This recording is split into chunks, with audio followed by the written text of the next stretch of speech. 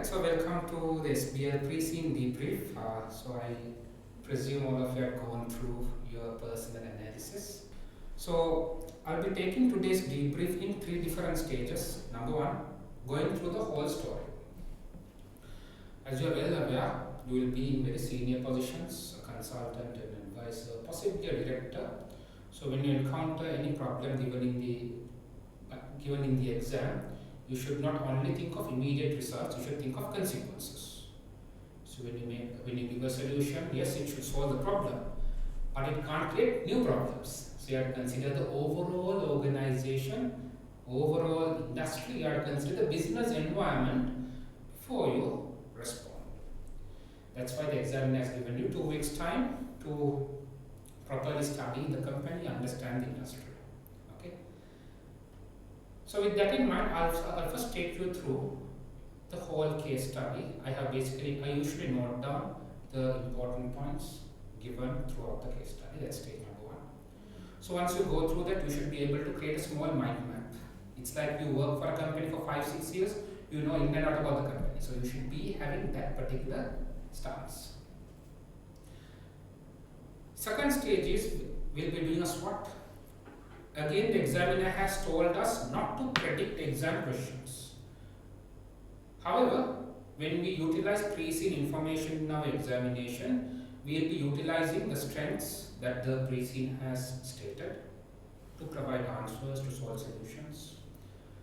If there are weaknesses identified, now those weaknesses can cause risks in the future and opportunities and threats in the external environment. So I want all of us to clearly understand the possible internal strengths and weaknesses, external opportunities and threats. So if you get a task in the final exam where you can utilize your SWOT, you can easily provide a better answer. Let's say there is a risk given by the examiner in the final exam. You should be able to identify how can I use the identified strengths to address that risk. If there are weaknesses that can increase the impact of the risk, which weakness will impact, what should I do to eliminate or reduce the weakness? So that's how we utilize the SWOT. That's stage number 2. So first stage, understanding the case. Second stage, SWOT.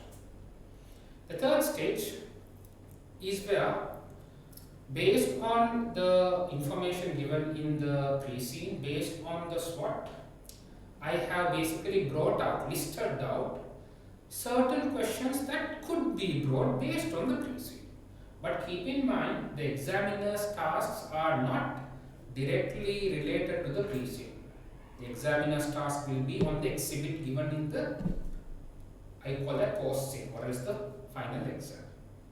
So whatever questions I had brought out is just for your visibility as a consultant. You should not expect this to come in the exam, but sometimes if there is a coincidence, this can be brought up. Okay. So the questions listed in stage 3, I want you to be able to read those questions and think, what should we do? For example, there is a weakness that we identified. I have brought up a question. How can we reduce this weakness? What internal controls can we use to eliminate this weakness? So you should be able to now think how to provide a solution. That is to increase your readiness, because this is a very practical paper, not theoretical. So I want you to think what you can do. Again, when you are providing any suggestion, keep 2 things in mind. First, ethics. You must be ethical. There can be a problem which you can solve profitably, but it's not ethical. Don't do that. Why don't do that? People might say we should have a good conscience, but in business terms we speak of sustainability. You'll be unethical for the next 2-3 years, you'll be fine, but at some point of time, this is still a risk which can harm the company's reputation. So we have learned on many cases, things like Enron, market leader, high reputation. What did they do? Off-balance sheet accounting. Fraud. For many years, the problem wasn't identified. The company was having an increase in their share price. Wealth was increasing. CEO changed, still they continued the same practice. And at some point, it was whistleblown, things got backfired. So you must be ethical no matter what you do. By taking an ethical decision, yes, say you are still making a loss, can't help. Okay? Because when there is selling, there can be a loss as well. So you must be ethical, number one. Number two, I'm sure you would have gone through the case. They have shown that there is a trend in using information technology. So even if it is in a different case, always see how can we make our processes efficient. How can we make our life easy. So see as much as possible how to integrate information technology. Because every industry is transforming. Even if competitor is not using IT, it's fine. Let's see how can we use IT which is in line with our strategy. So when answering in the exam, focus on ethics and focus on utilizing IT. Okay? Right. Because as decision makers in the senior level, in the strategic level, you take decisions for the overall company effect in the long term. So you take decisions for the next 10 years, you can't ignore IT. If you ignore IT, after 5-6 years, you will be uncompetitive. Right? And a quick reminder again, I always make sure students are aware, you cannot bring any information outside the case. They want you to analyze a problem, analyze within the case. The only instance where you can bring things outside the case is when they ask you to suggest a solution. So suggest a solution is bring something new. Only then you can bring a suggestion outside the case. But when you are analyzing the company's problem, analyzing the environment, do not bring anything outside the case. So that is a big reminder. You might think you will lose 2-3 marks. No, it's not just like that. Let's say your answers are very good, better than everyone, but you had also factored information not given in the case. Meaning you are utilizing inaccurate data in your decision making. The examiner will not make you pass the exam. A friend of yours passed the exam with 55 marks. Your answers are better than him, every aspect, better analysis. But you had brought fraudulent data. It's not given in the case, it's fraud. It's wrong, inaccurate data. You will lose your paper. Your analysis is better. Your friend passes 55-60, you will be passing by 48-49. This is what happens. Because no matter how good your analysis is, it's unreliable. Why? Inaccurate data. So that's a quick reminder. Alright, so let's go towards the debrief. And online students, again, if there is a difference between your analysis and my analysis, or if there is a difference between how you understood the question, understood the preaching and how I discussed the preaching, please feel free to interrupt me. Right, so let's go through the case. The first stage is very easy. We just try to understand what has happened in the business. There's nothing for us to discuss. So, right.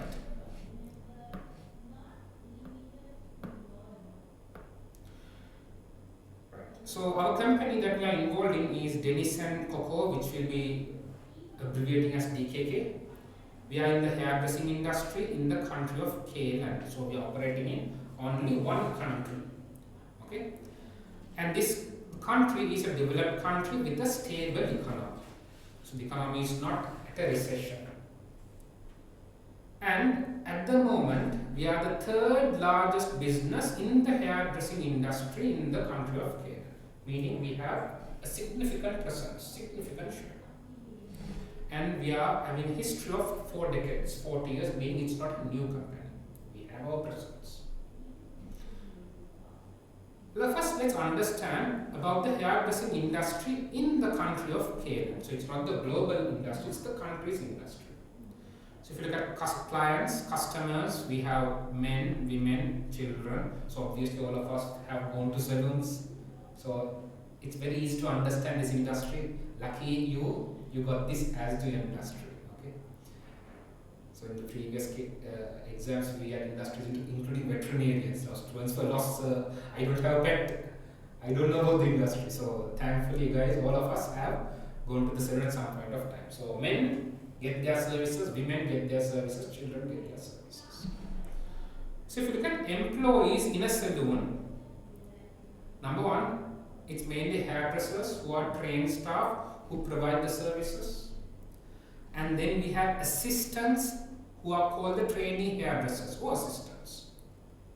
Then we have managers who manage the salon. And in some salons we have receptionists. Okay. So even you could relate this with your personal experience. In most small salons, do we have receptionists? No. The barber or the hairdresser is the one who becomes the reception. He calls you, make you have a seat, collects the money, game over. So in some salons, there are receptionists. Market structure.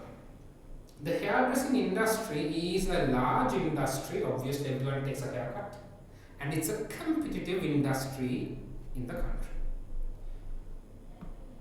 It has roughly employed over 2.5 lakhs or 259,200 people, which is nearly 1% of the working population. Now that's a big amount. Don't think 1% is a small amount. 1% of the working population is involved with this industry. And the industry is highly fragmented because of low barriers to entry. Okay. Due to low barriers to entry, we have a large amount of businesses, hairdressing businesses, salons, and it is highly fragmented. What is fragmented? It's broken into a lot of segments. Okay. They provide different services. If you look at the competitive firms, over 99% of the businesses, salons, we call it hairdresser businesses, are small independent businesses with one salon, and they might have maximum 10 employees. So over 99%. So it's not dominated by any particular business. Others, that is, the less than 1% of the businesses are comprised of local chains. Local chains are salons with branches in a particular town, a city, or a region, and they usually have 2 to 4 salons, not a big amount. There are national chains which have 5 or more salons. And keep in mind, all of them consider to less than 1% of the hairdresser business. There is no single business that dominates the industry. 3 largest businesses are national chains. If you look at all of these businesses, of all of them, the largest businesses are typically national chains, which have more and more branches. And they generate less than 3% of the total revenue of all the businesses. Okay. Over 98% of businesses have a revenue of less than $500,000. So 98% of the businesses, obviously, we discussed more than 99% of the businesses have just one salon. So each of their revenue is less than $500,000, which is below the average business revenue in Kayland. So even though we discussed that the industry is a large industry, obviously everyone takes a haircut, unless you decide never to grow your hair, or unless you decide never to have a haircut. So that's very niche, no? So even if you're not growing hair, you have to occasionally come, shave your hair. So it's a very large industry, but due to low barriers to entry, it's very competitive also. To understand this large company, there's no one having at least 1% market share. It's all very minute market shares. All these local chains, national chains, all of their market share is less than 1%. Can be around 0.5%, 0.6%. So you can see a large amount of competitive businesses in the industry. So yes, we have a large amount of customers, but it is spread amongst large amount of salons. So each of the business have a revenue of 500,000. You don't know whether 500,000 is big or small, depending on your country.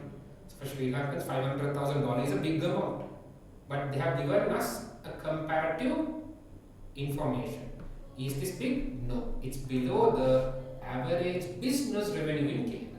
So business revenue captures all the industries. Right? So even though it's highly competitive, we have large amount of customers, most of the majority of the businesses earn less than an average firm in a different industry. Okay? So you now should have a picture in your mind. So even we say 99% of the businesses are small businesses, their earnings are not substantial. Their earnings are not substantial. They earn less than the average restaurant. They earn less than the average, let's say, tuition institute. So this is the industry. So keep this industry in mind when you're going for exams, the situation. Now if you look at the businesses can also be classified, segmented based on the amount of client service provided. Now guys, I always stated one thing, do not bring outside information to the case, but you can use your personal information to understand this better. Now all of us have gone to a salon, okay? There are salons where you enter the salon, they have nothing, just the barber, his equipment and a mirror, that's it. But there are also salons, you go, there's a nice lobby, air conditioned, refreshments, magazines, there's a movie going on, if there are kids they can play. Now see, again, all of us go to a haircut for example, but still, the amount of service experience is different. Now similarly, hairdressing businesses or salons, they can be classified to 3 different types based on the client experience provided. So it's classified as basic service, basic level of service experience, good and excellent. Now we need to understand what is basic, what is good, what is excellent. So basic, if you look at the level of service, basic experience means the level of service is low.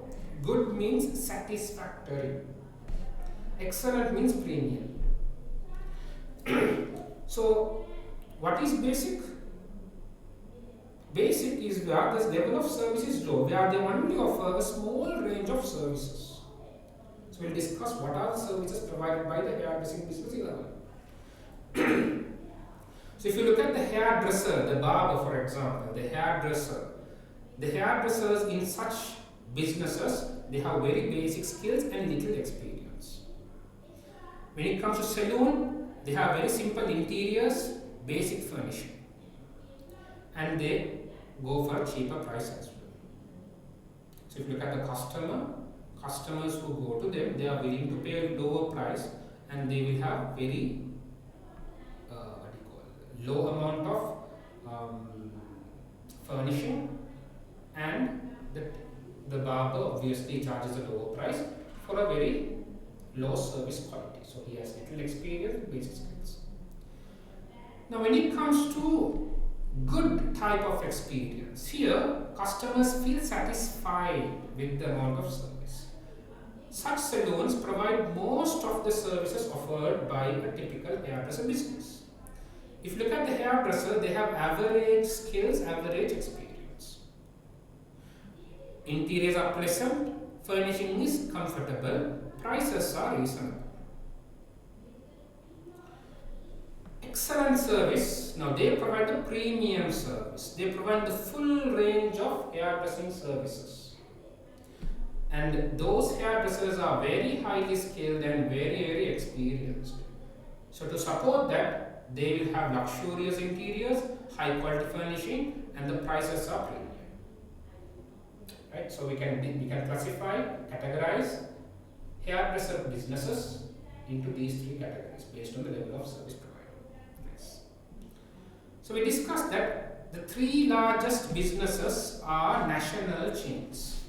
In Kayland, the country of Kayland, the 3 largest businesses are national chains. Let's see what type of service those 3 provide.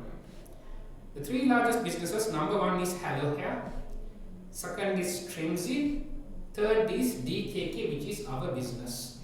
This is us. Hello Hair is the largest. They have 203 salons, equal to 200 independent businesses. They provide good client experience. Good. They are here, Hello Hair. So their target market is consumers who are willing to pay a reasonable price for a satisfactory service. Trimzy is the second largest with more than 85 salons. They provide basic clients experience. So they provide basic client experience, Trimzy. So Trimzy, they have 85 salons throughout the country and they employ hairdressers with basic skills with very simple interiors. Now simple doesn't mean it's dirty, right? No, simple means there's no much furnishing, very basic furnishing. Okay, and they go for affordability. DKK, that is us, we are the third largest, 50 salons. As you can see, again guys, largest is based on the number of outlets. So when you add the revenue of all these chains, that's how you get more revenue.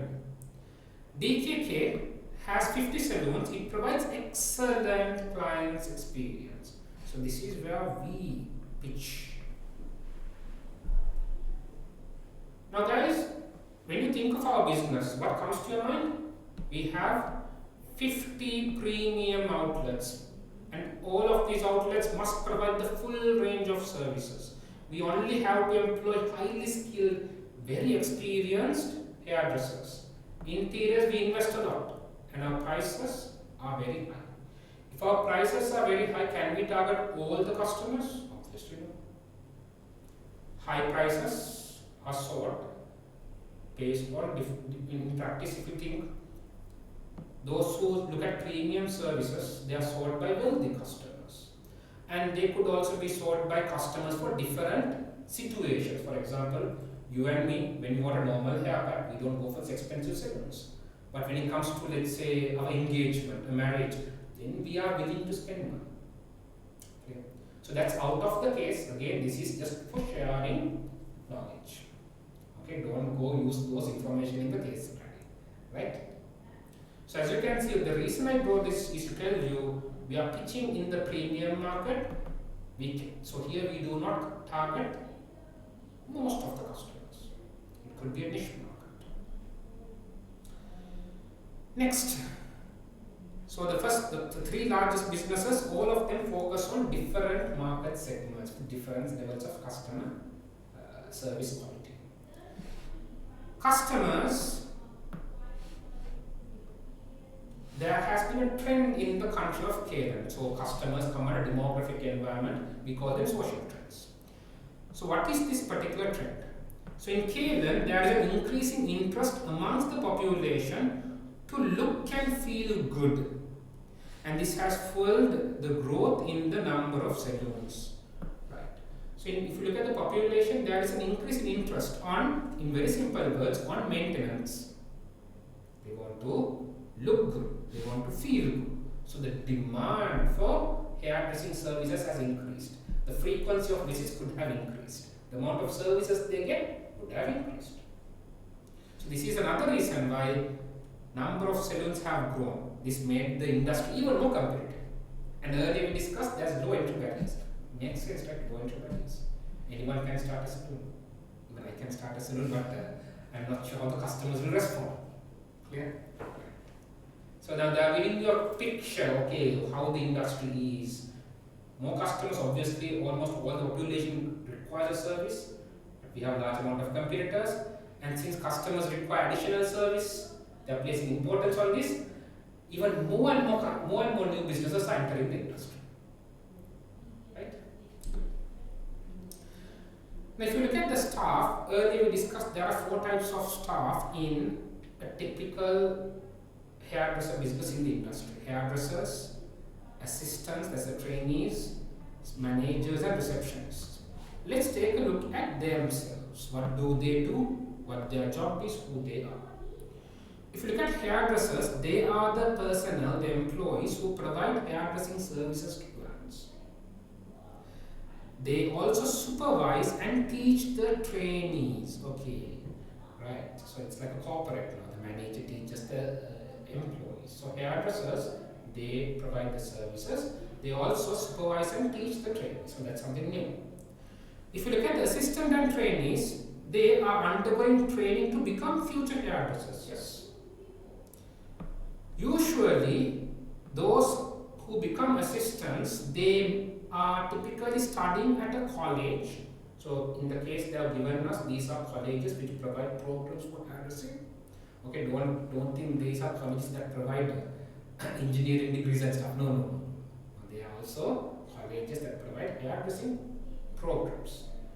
Now, those trainees are typically following those hairdressing programs at colleges and or working under supervision of hairdressers to learn hairdressing skills. Some of them are also studying their hairdressing programs. Some of them are full-time working as a trainee.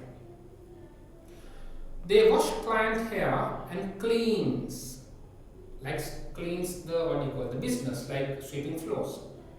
So they will also do this.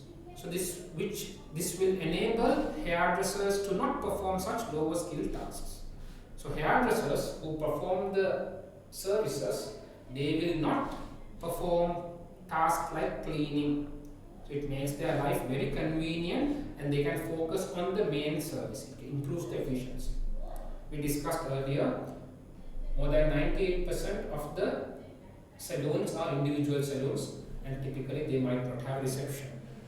So it's the hairstylist or the barber who basically provides the service, cleans the salon, sweeps the salon, does all of them. So when in the presence of assistants, those minor services, minor tasks can be delegated to them. Salon managers. The managers manage the salon, and if they are free, in their remainder time, they will also provide hairdressing services. So you can see these managers are previous hairdressers. So a salon manager is typically a previous hairdresser. So he has a lot of technical expertise. Salon managers of small independent salons are usually the owner. If you look at independent salons, the manager will be the owner because he has just one business, one outlet. Later in the case, they are also given a possible problem with salon managers. In terms of technical skills, yes, they are previous hairdressers. They have done the hairdressing. They know in and out about the hairdressing. But there is a problem, that is, they lack business skills. So this will be discussed in a while, but this is one of the possible problems brought because they lack business skills. They do not know how to promote the business, market the business. But when it comes to providing the services, technically, yes, they can. So this is one area that you have to consider. Next, receptionist. It's employed by large salons and excellent salons providing premium levels of service. So our company DKK provides premium service. So our 50 salons should have receptionists. The receptionist does provide services including booking appointments, greeting clients, serving them refreshments, and also collecting payments. They are not trained as hairdressers. Salon managers are previous hairdressers. They have the technical expertise. But receptionists do not have any experience of hairdressers. And they don't train to be hairdressers. So those are the employees in a hairdressing business. Next, training and skills development. So a hairdresser, when they want to get trained, when they want to learn skills, they have multiple training routes. Number one, college courses linked to on-the-job training. This was what we discussed earlier. People become assistants while working at college, so they follow college courses on hairdressing, and at the same time they pursue on-the-job training. While studying, they also get trained. Large chains may also have their own training academies. So hairdressers typically get their skills from these two avenues. One is joining a college and then working on the job. But if they join a large chain, those chains facilitate learning through their own academies. Hairdressers also seek CPDs, continuing professional development. So even you guys have CPDs. Once you become member, annually you have to provide CPD hours and renew your membership. So similarly, hairdressers also seek CPDs, complete professional development. So how can they get these CPDs? What sources will provide them additional learning, additional training? So CPD sources include, number one, these larger chains through their own training academies, they offer CPD programs. And also, global hair care product brands, they often run or sponsor conferences and seminars that organize CPDs. Okay. So, when a current hairdresser wants to get exposure to, let's say, new trends, new equipments, new styles, any emerging trends in hairdressing, so they will want to get enrolled to a CPD exposure. How do they get the exposure properly? One is by undergoing the CPD programs offered by larger chains. Second, there will be conferences and seminars on CPDs, on different topics on CPDs. They are typically run and sponsored by global hair care product brands. Now, why is CPD important? Before thinking about, okay, should we seek CPDs? Why is CPD important? It's believed, generally, they are given as a fact. Hairdresser skills improve, the hairdresser skills will improve based on their practical experience. That's reasonable. A hairdresser with 1 year experience versus 5 year experience, you can clearly understand who might be more skilled. So the more practical experience you have, the more skills you have. And also, the more training they undergo. Now, this is where CPD comes into place. So CPDs are pretty important if the hairdresser wants to improve his skill. If the salon wants to provide premium services. Now, DKK is also targeting the premium service. So they have to ensure their hairdressers are highly skilled. CPDs are mandatory. But let's say Trimsy, they provide basic skills. Very basic experience is enough. For them, CPDs as a business, for their positioning, for their competitiveness, CPDs might not be that important.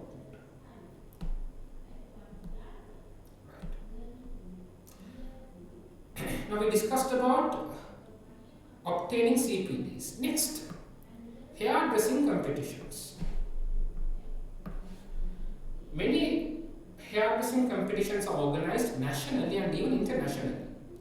So what do they compete with? During these competitions, hairdressers will showcase their skills, and winning a competition will boost their reputation and attract more and more clients. Oh, these are material benefits. You win a competition, your reputation is increased. You can attract more clients. Some hairdressers are widely present in social media platforms. Again, why? To boost reputation and to attract clients. Hairdressers often, some of them, are also present in social media platforms. They showcase their skills, they promote their services, and they will also engage with their current and future clients. That's something they do. Now this brings up the benefits of joining these hairdressing competitions. Next comes the services provided by a hairdressing business. Right? So it can be categorized to 6 types: washing, cutting, perming, coloring, straightening, and grooming. So washing includes washing hair, drying, styling. Styling is temporary styling. For example, once you have a haircut, let's say you have an event, they'll ask them to straighten your hair. For example, creating temporary curls using heated hair styling tools. Now that comes under the washing service. Cutting is where they trim and cut your hair. Now this is something they do. They adjust your hair permanently. Perming is where they create permanent styling. They create permanent styling. For example, creating permanent waves, permanent curls using chemicals. Okay. Coloring, the name says, it's about changing color temporarily or permanently, again using chemicals. Straightening, they convert wavy or curly hair to straight hair again using chemicals, obviously. Grooming is about shaving or trimming your beard and mustache. So all of us know when a customer goes to a hairdressing, he might pursue one service or multiple services. So customers usually seek combined services. That's very normal. So let's say let's say a male goes to a salon to have a haircut and their beard trimmed. So haircut comes under cutting, beard trim comes under grooming. Along with that, let's say he wants to apply a dye, and now there comes coloring as well. Or else let's say a female client, she has to attend her graduation or she has to attend a party. So she might go cut her hair, she might perm her hair. Okay, that's what they do. Right? So do not isolate these services because customers typically request multiple combined services. Next, when it comes to large salons, they request clients to book appointments in advance and pay at the time of delivery. So when you are booking the appointment, no need to pay. Payment is done when they actually attend the appointment. So this also gives us a possible risk which is mentioned in the pre-scene. Many customers book the appointment, they don't turn up. They don't turn up. If they don't turn up, obviously the company will not get the pay.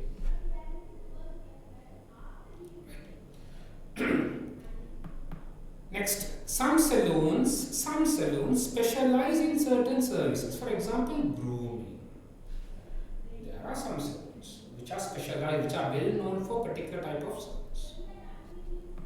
And salons offering of services are also affected by demographics.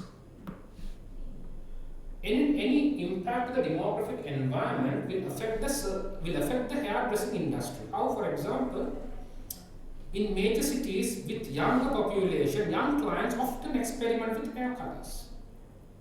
That's a very reasonable thing. Okay. Let's say you open a salon in a rural village where most of them are older people. They don't color their hair. They color their hair, yes, sorry. They might color their hair they might dye in black, but they might not do things like, perming. Next, work hours in general in the industry, small single salons and local chains. They open 5 days a week from 9 and 17 hours, these are standard hours, converted as 9 a.m. to 5 p.m. That's their usual working opening hours. So they open 8 hours a day or 5 days a week. If you look at larger chains, regional chains, national chains, they will have more staff and may open. They are being generic to the industry, so some might not. May open 6 days a week and or longer hours. So they might work beyond 5 or start before 9. So in most salons, hairdressers offer almost all services. In most salons, hairdressers offer almost all the services. But in the largest salons, individual hairdressers specialize in a particular service. What does that mean? For example, you go to most salons. We discussed 98% of the salons are independent single salons. So there, if you look at a single hairdresser, he provides every service. You want a haircut, he does it. You want your beard groomed, he will do it. You want a coloring, he will do it. So the hairdresser offers almost all the service. But in the largest salons, individual hairdressers specialize. Haircut, there's separate hairdresser. You want a hair colored, a different hairdresser. You want a hair curled, and it might be a different hairdresser possibility. So there is specialization within that salon. That's what they mean. Okay. In small salons, one hairdresser provides everything. In larger salons, there can be different hairdressers for different services. As a customer, we also feel okay, more customized service. Different hairdressers coming, working on our hair. So we also feel that competitive. Income. On average, 95% of the revenue of salons comes from hairdressing services. We discussed the 6 categories of hairdressing services. Now these are what gives over 95% of the revenue. So what are the alternative other sources of revenue?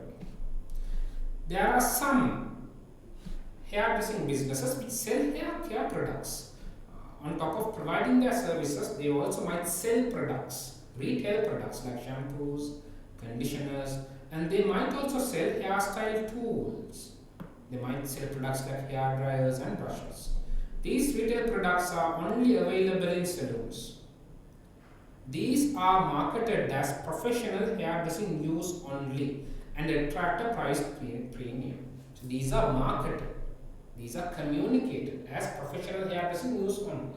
That's a good tactic. Because when you see a professional hairdressing tool, let's say you go undertake a service, you feel this product is better than what's in the supermarket. Is it true or no? I can't comment. Okay. So due to marketing as professional hairdressing use only, they are sold at a premium. Now this constitutes the remaining 5% of the revenue for a general average hairdressing business. Those products sold in salons are also used on clients in the salon. So whatever sold, these products, shampoos, conditioners, all of these that is sold in the salon, they are the ones that are typically used on clients. So clients, they feel that they have those products used on them, and that's another incentive for them to buy that same particular product, same particular brand. And salons use a variety of techniques to increase retail sales. What techniques do they use to improve the sales of these products and tools? This include in-store and salon window displays. They display those products in the window, in the place where the services are provided inside. And they might also provide commission to hairdressers who recommend the products to clients. So hairdresser, while providing service to a client, they might also recommend the product. So when the client buys the product from them, they get a commission. So this is another method for them to increase the retail sales. Another thing is by giving samples of products to clients. They might also give a sample of the product to clients. Good. So this is how their revenue source comes from. Next is about pricing and costs. So obviously earlier we discussed based on the level of service they provide, basic, good and excellent, basic, excellent and premium, the prices obviously will vary. Beyond that, there are other factors that affects the prices. Number one, time taken for the service. There are we discussed services for 6 different kinds.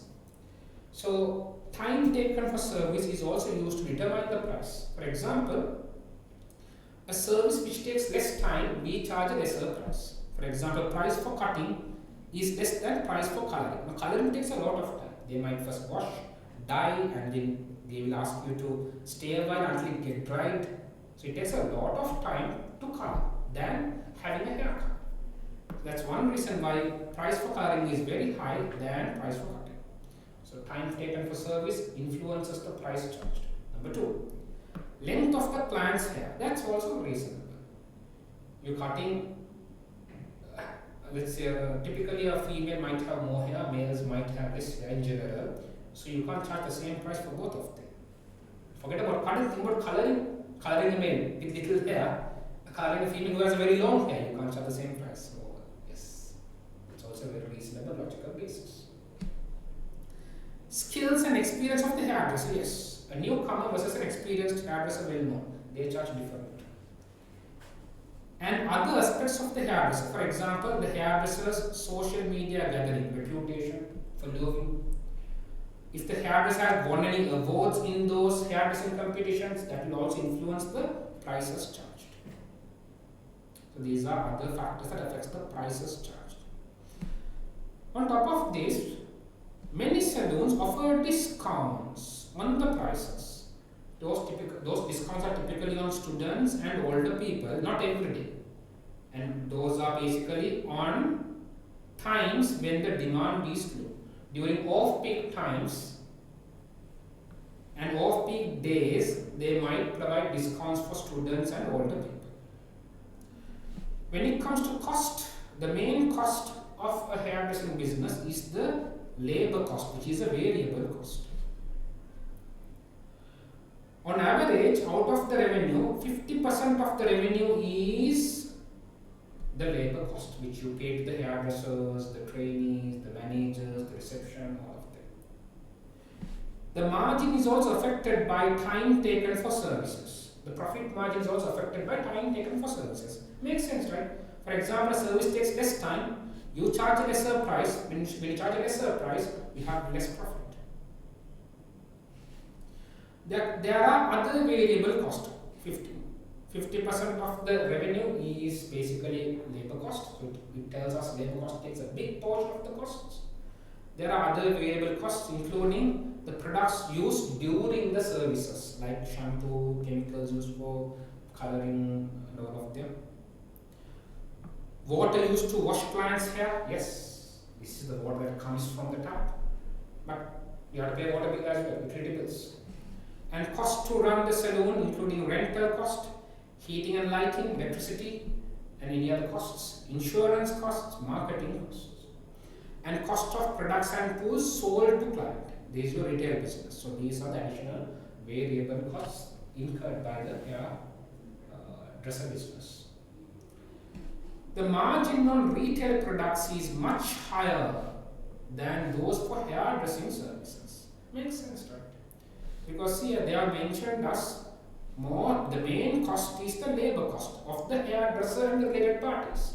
But when it comes to retail, you just sell the products, you pay a commission to the hairdresser, the rest is the actual cost of the purchase. So you only have the commission cost as the additional cost.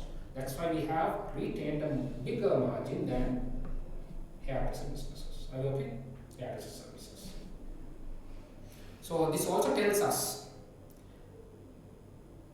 a salon which focuses on increasing profit, they might be willing to focus on this particular segment if there's sufficient demand because of higher margins. They might focus more on retailing products and tools because of the higher margin. Critical success factors. So what are critical success factors? During classes we had learned companies have objectives. To achieve these objectives, there are certain factors in the business which must be achieved. Those are called critical success factors. And how do we evaluate whether have we met these critical success factors? For that, we set up indicators, which we call KPIs. Now, these are the general critical success factors for a typical hairdresser business. Keep in mind, hairdresser businesses are of many types. We have those who provide a very low level of service, a good level of service, and a premium service. So these critical success factors are general critical success factors. When you want to think about critical success factors for our company DKK, keep in mind DKK focuses only on the premium segment. So in general,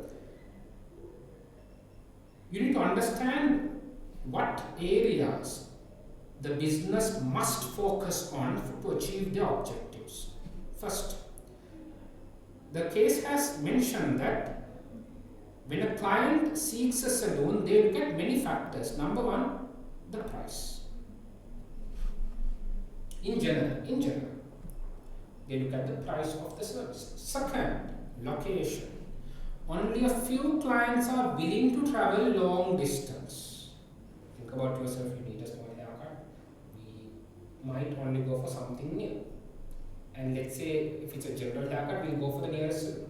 Let's say it's a very important event, then we might be willing to travel a little bit. Okay, I'm just telling you from personal experience. Again, do not mention that in the exams.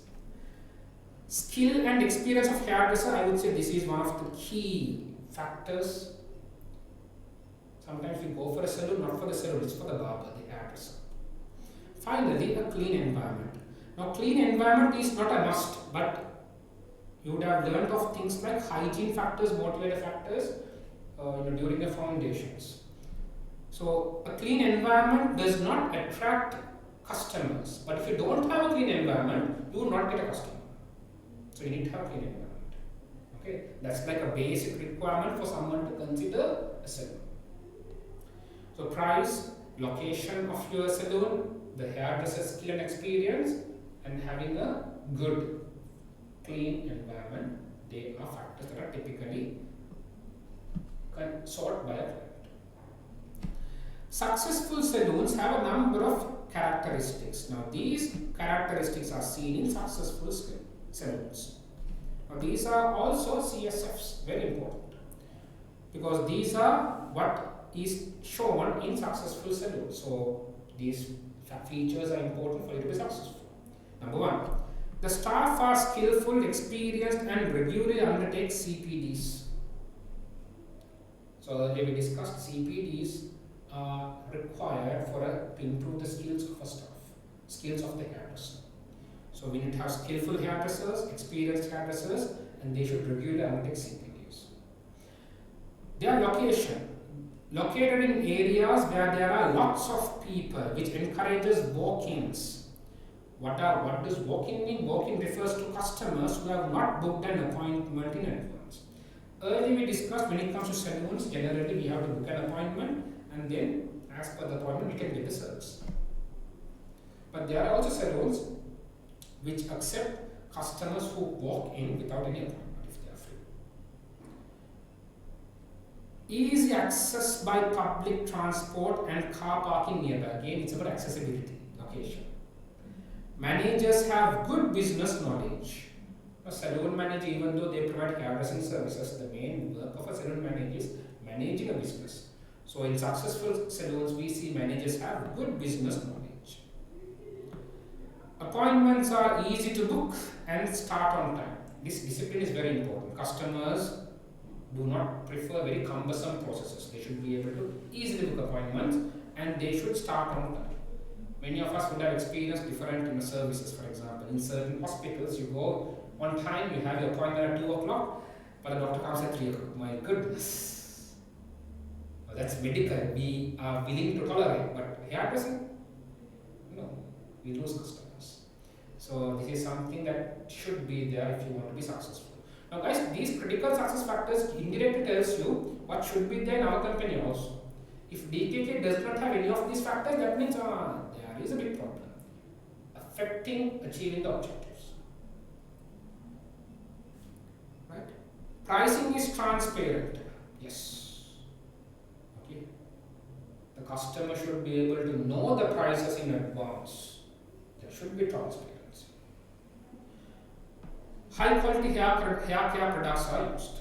So we see generally in successful businesses, we see high quality hair care products being used. Okay. Some retail products have a strong brand reputation attracting clients. Some salons, they are not known for the hairdresser, but they are selling well-known products, retail products. So some clients, they know, okay, I want this particular product, and then they go to the salon, they buy a product. That's how these salons attract clients, based on their retail products reputation.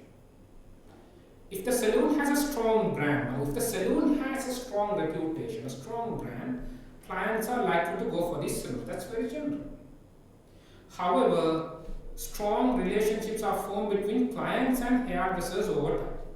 Now, this tells us a strength, and this also tells us a risk. When a customer visits the same salon again and again and again, there will be a good bond that is created between the client and the hairdresser, not with the salon. So if the hairdresser moves to another salon, the client may switch to that salon. So let's say you are running a salon, you are the business owner, the client comes, visits your business once, he had a very nice haircut, he is very happy. So he comes again, looks for the same hairdresser, third time same hairdresser, now he has a very good relationship with the hairdresser. The day the hairdresser switches to another company, the client will switch as well. So that's also a risk. We are reliant on the hairdresser's reputation. But as long as we can retain the hairdresser, it will become our own strength as well. Right. Challenges in the industry. Number one, high competition. We discussed there are very low entry barriers. Low entry barriers refers to where any company can enter the business. Why? Two reasons: less startup costs. High risk. Less startup costs. So you can enter the business with less financial capital and less direct regulation. There are less laws that regulate. Okay? Not like starting a hospital. So they have to get a lot of licenses here. When it comes to a hairdress, we have less regulation, less financial capital needed. So low entry barriers, there's high competition. Next, when it comes to hair care services, we discussed it's not only about cutting and trimming your mustache. No, it's beyond that. 6 categories were discussed. Now, when it comes to hair care products, customers can easily purchase good quality hair care products and brands. Think about coloring your hair. Customers can also easily purchase well-known brands with providing good quality products. They can buy from retail outlets and it's very cheap. So what happens is many customers will prefer to get the service done by themselves, self-service. So customers can use them with the support of internet video guides rather than visiting salons. I'm not sure whether you have personal experience, but I knew people, they do this for straightening hair and coloring hair, especially straightening. So rather than going to the salon, they buy a straightening cream. At home, they do it by themselves with a friend. So these are lost revenues for hair care businesses. Okay. And again, I'm sure all gents will have a trimmer at home. So when you want to trim our beard, we might do it at home. So see, this also tells us hair care businesses are losing revenue. So the massive amount of hair care businesses, they are fighting for the remaining revenue. Intense competition. Hairdressers themselves often leave salon to start their own salon. Now this is another problem. Earlier we discussed clients will maintain good relationship with the hairdressers. And there is a big trend. Many hairdressers, they might resign from the current salon to start their own salon. So when they start their own salon, we have new competition and we might lose our loyal customers. This causes unfilled vacancies in salons as well. So a salon will have to again replace the hairdresser. Unfortunately, vacancies take a long time to fill because of a lack of experienced candidates. It's very difficult to find experienced hairdressers to fill a vacancy. And also, fewer people enter the industry. There are fewer trainees, fewer hairdressers who are entering the industry. This causes shortage of assistants. And so this is a bigger general risk for companies, for businesses. Operational issues. A lot of issues, right? So no-shows are a huge challenge. We discussed earlier, typically clients can book their appointments and if they don't turn up, it's called a no-show. So what happened? That appointment slot has been occupied and we earn nothing. We could have given that appointment to someone else. So this is a big operational issue. 3/4 of salons use paper systems to book appointments. So 3/4. 75% of the businesses, salon businesses in the country of Kayland, they maintain records in books. So appointment records, they maintain in the books. Usually they get appointments through phone or in person. In person is where the client visits the salon and books the appointment.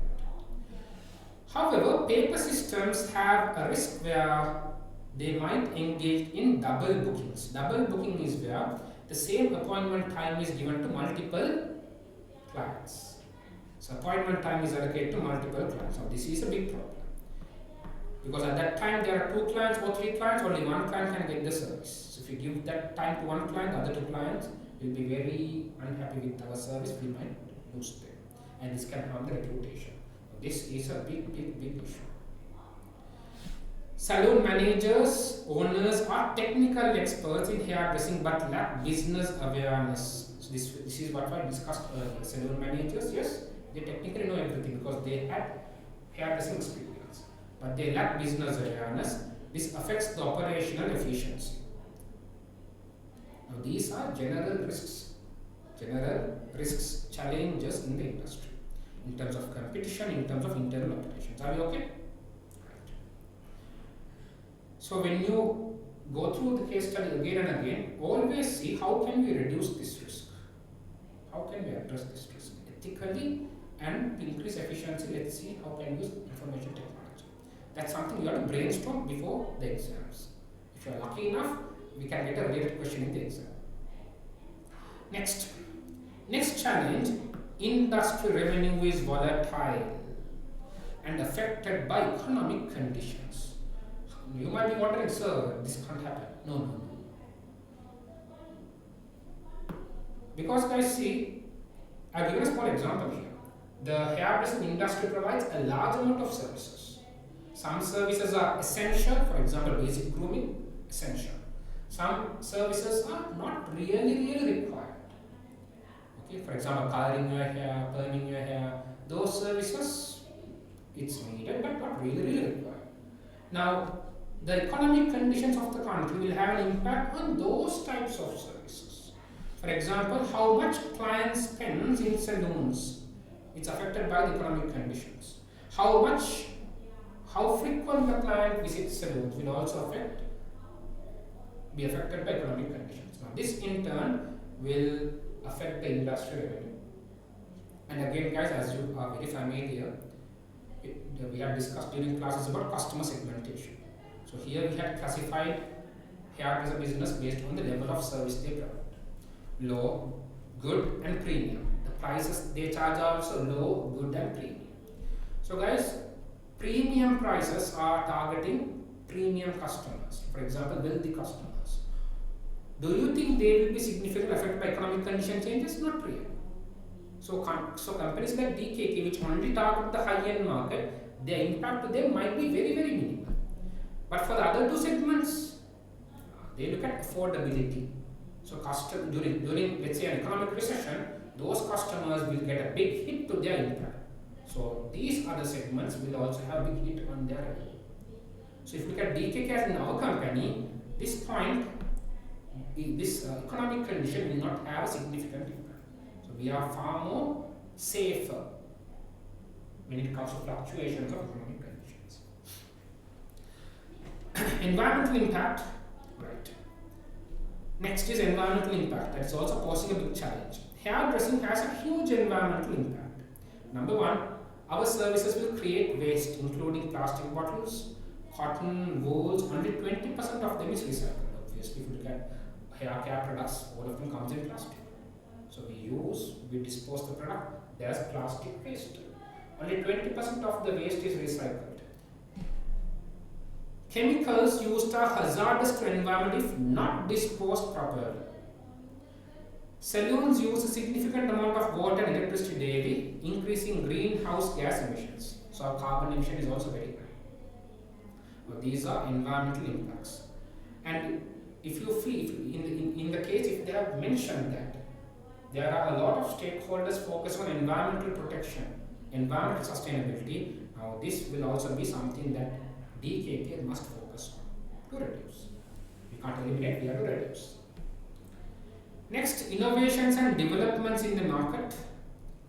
Right, one development is environmental conscious clients. Oh my God. So now here we have customers who are very concerned about this. There's an increasingly demand for eco-friendly practices and products. So if our customer segments also belong to this, who are looking at eco-friendly products, our retail products has to be changed. Eco-friendly practices, then our practices has to also reduce the environmental impact. These are general developments. We have to say it's applicable to us or not. And always we have to make sure we look at long-term sustainability. Next, sustainable hair care brands which minimize environmental impact are gaining popularity. Okay, so customers are looking for such eco-friendly hair care brands. So we have to look at what our current retail products are, what our current brands are. If our brands are not eco-friendly, we might have to recommend switching it. Next, technological influence on the hair care industry. Number one, online booking systems. Right. Earlier we discussed 3/4 of the hair care businesses use paper systems, paper-based systems for booking appointments, recording appointments, all of them. Now there is a development where we utilize IT for booking, online booking systems. Online booking systems will remove the risk of double booking. SMS reminders can also be sent to reduce the risk of no-shows. Sometimes clients did not turn up because they have forgotten. They had misremembered the time. So sending an SMS reminder will reduce the risk of no-shows. Now this has been a technological influence on the industry. What about our company? We do not yet know. Let's take a look.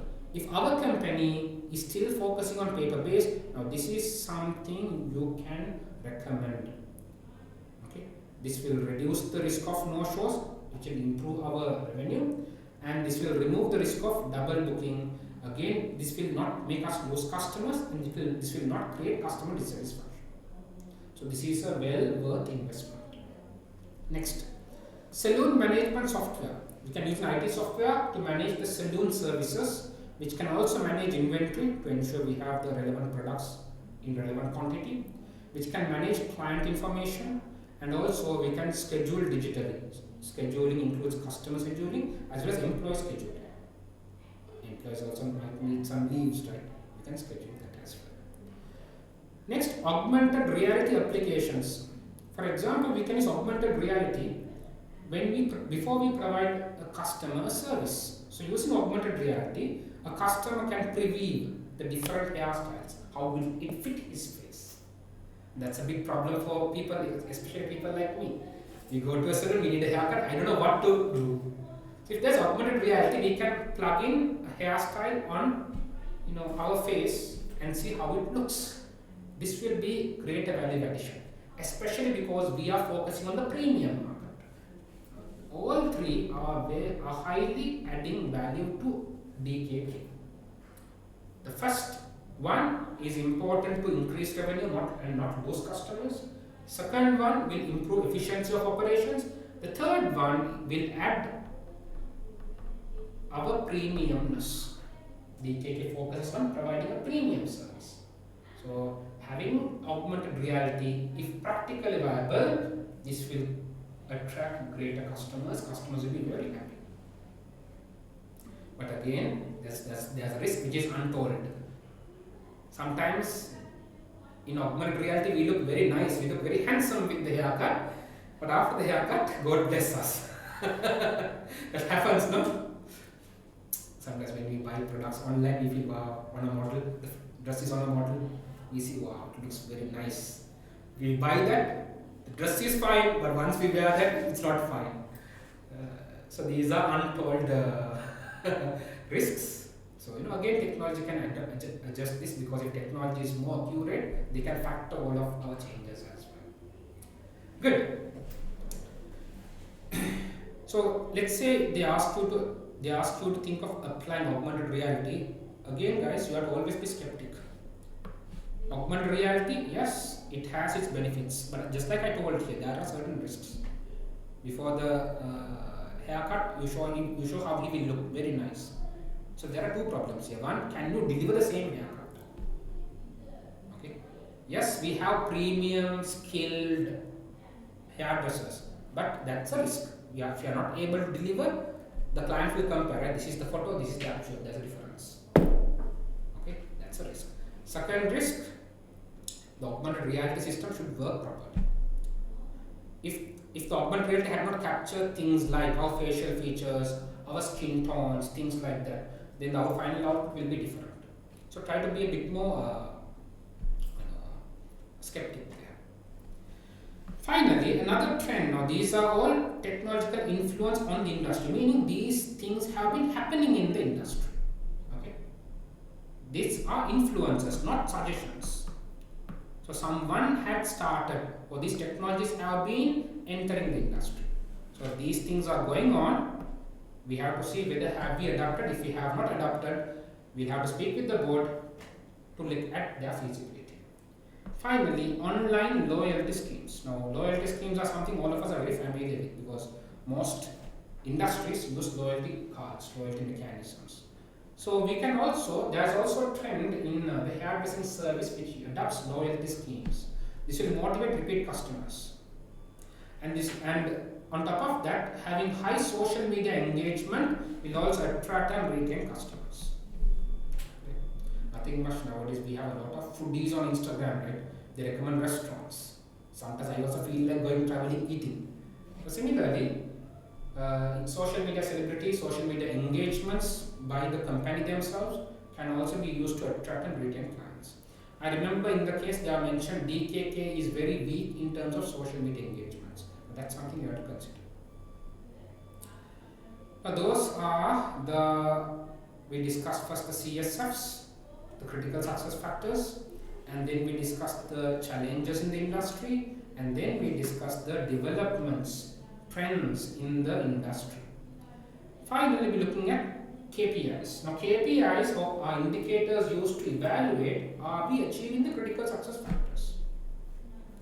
So one KPI, now we measure our performance against the KPIs. If our performance is met, the KPI, that means we are achieving our critical success factors better.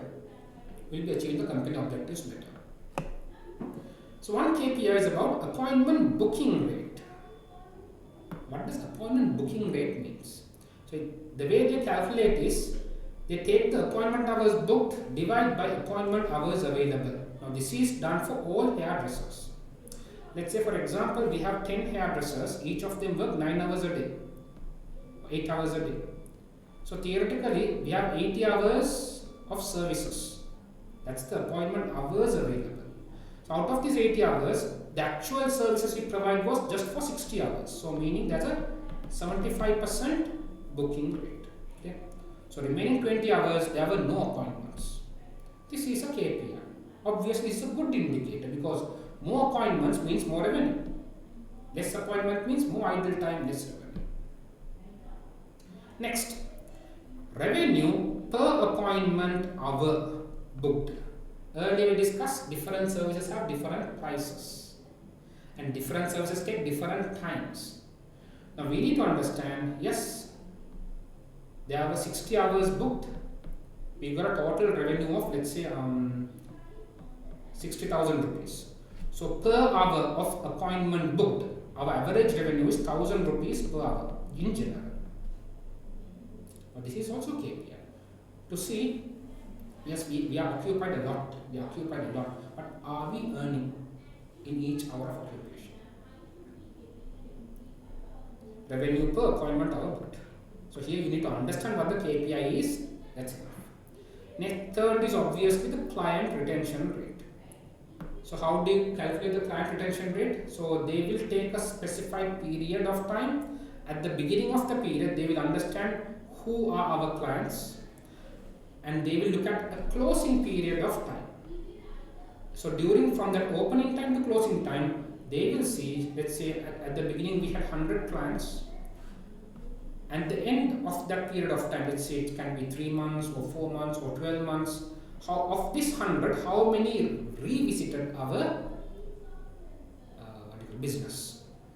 There were 100, let's say, clients today, and we are evaluating every quarter.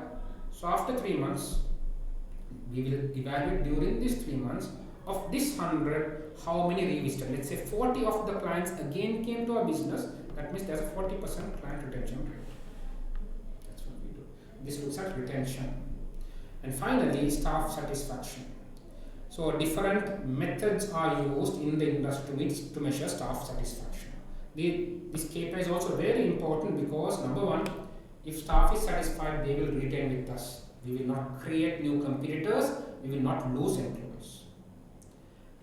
So that's why staff satisfaction is very important. If staff is dissatisfied, they might lose. They might be dissatisfied. They will resign from the business. They might either join a competitor or they might start their own business.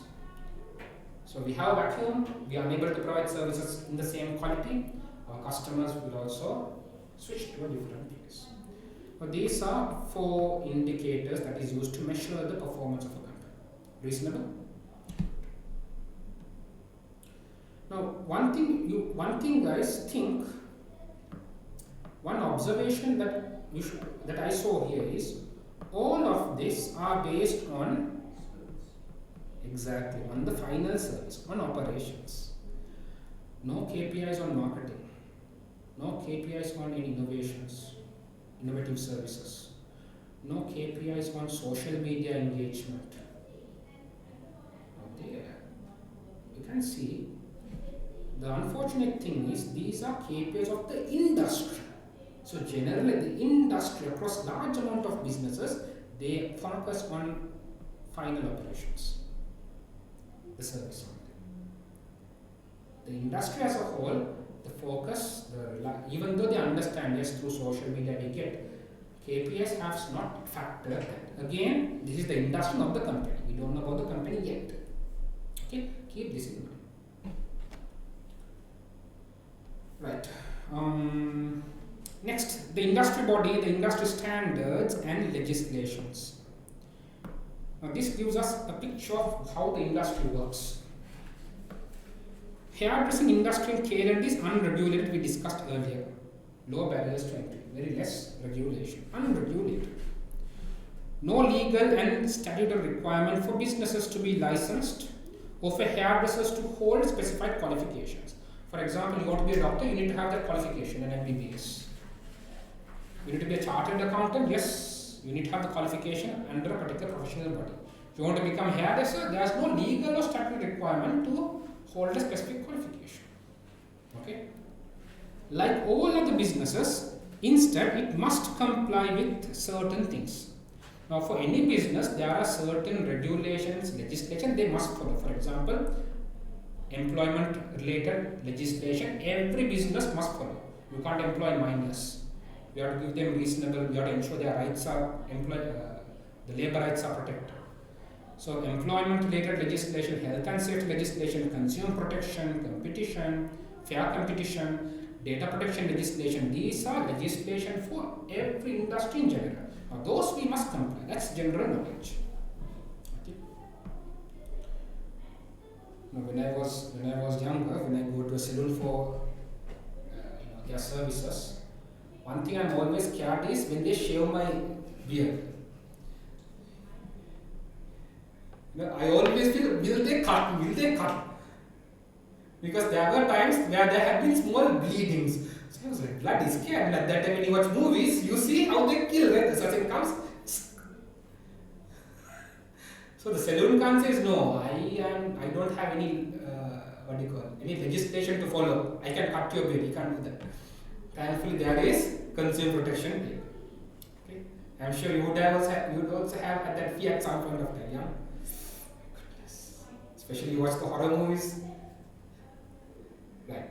So the third point tells us, yes, even though the industry is not regulated, there are some basic requirements that every business, including those salons, must follow.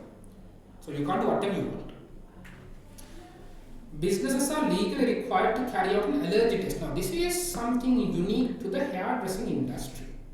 Businesses are legally required to carry out an allergy test before certain types of products are used on clients. Now what is an allergy test? Now certain products, when we use on a client's skin, for some clients it might not fit, there can be an allergy. Okay. For example, you use something on the skin, if the client's skin is very sensitive, there can be rashes and allergy. So in that situation, the client can sue the company, sue the salon, because they are harmed. So that is why there is legal requirement before you use any product, skincare product on the customer, you should carry out an allergy test, which is called a patch test. Okay. If you don't do a patch test, it's fine, but if something goes wrong, the salon will be losing the case.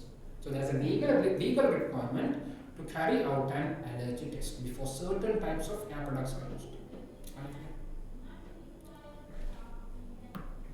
So we have to see, is this part of the practices of DKK? If they are not carrying out an allergy test, that means there is a risk of an allergy for the customer and he might lose the case, lose the reputation. That risk is there. Right. Next, Hairdressing Standards Association, HSA. So we call this HSA in the future. HSA is an independent body. Okay, it's an independent body, it's not a public body. And the purpose of HSA is to raise standards and increase professionalism of hairdressing businesses. But they want to do this by encouraging every business which is a salon to join the Kayland Hair Salon Register. Because there are no legislations. So if you are not part of the Kayland Hair Salon Register, it's fine.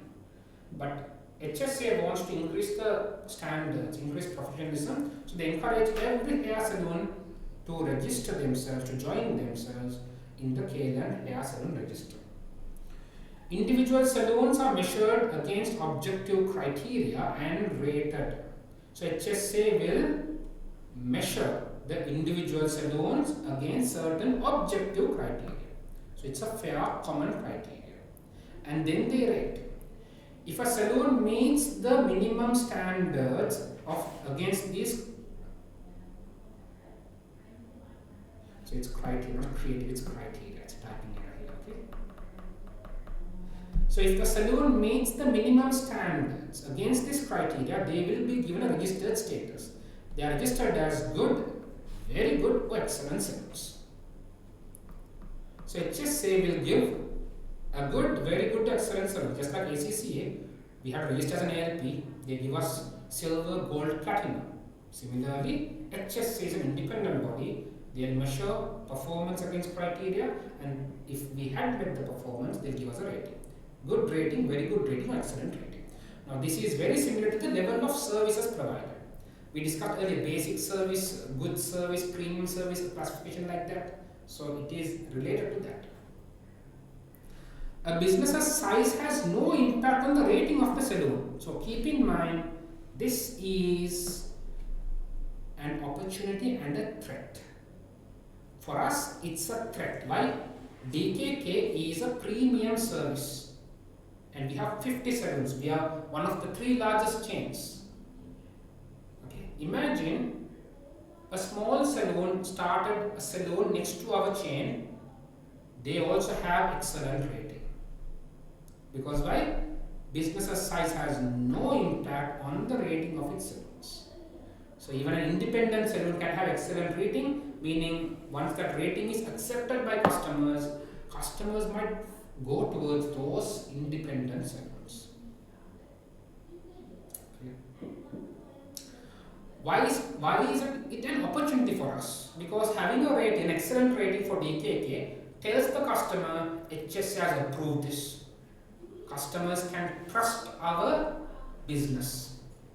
So having a rating will attract customers who look for quality, but just like we get the rating, everyone else can get the rating.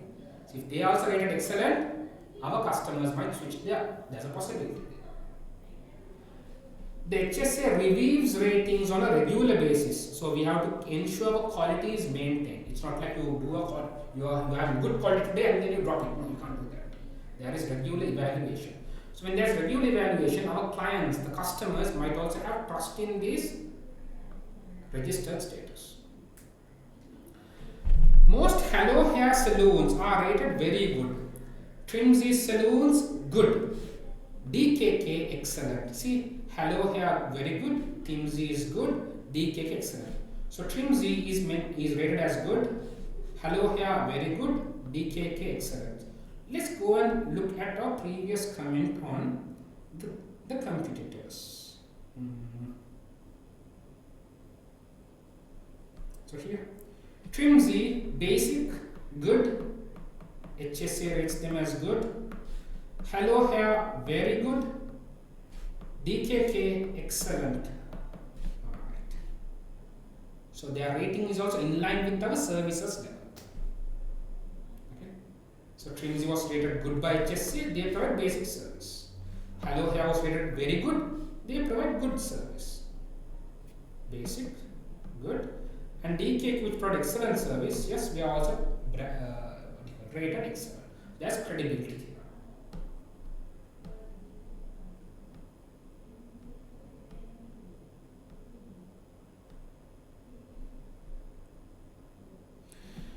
Right.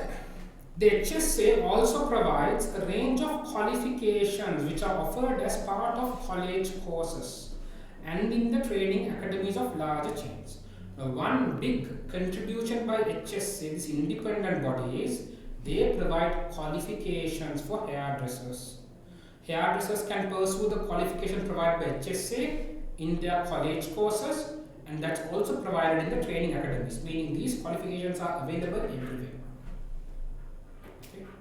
So whether you join these large training academy chains or whether you join a college, you can gain access to this qualification as a hairdresser or a trade. The HSA hosts the prestigious and popular annual HSA hairdressing exhibition. Earlier we discussed about local and international hairdressing competitions. HSA also hosts annually a hairdressing exhibition. So it's an exhibition, so not a competition. So this exhibition has a high coverage on media and key influencers. So the media, the radio, the TV, all of these media covers this, meaning the public is well informed. Key influencers also have high coverage. Celebrity hairdressers who have won previous competitions, they will demonstrate. And hairdresser businesses will showcase their skills, salons will showcase their skills and launch their new products and new styling tools in the exhibition.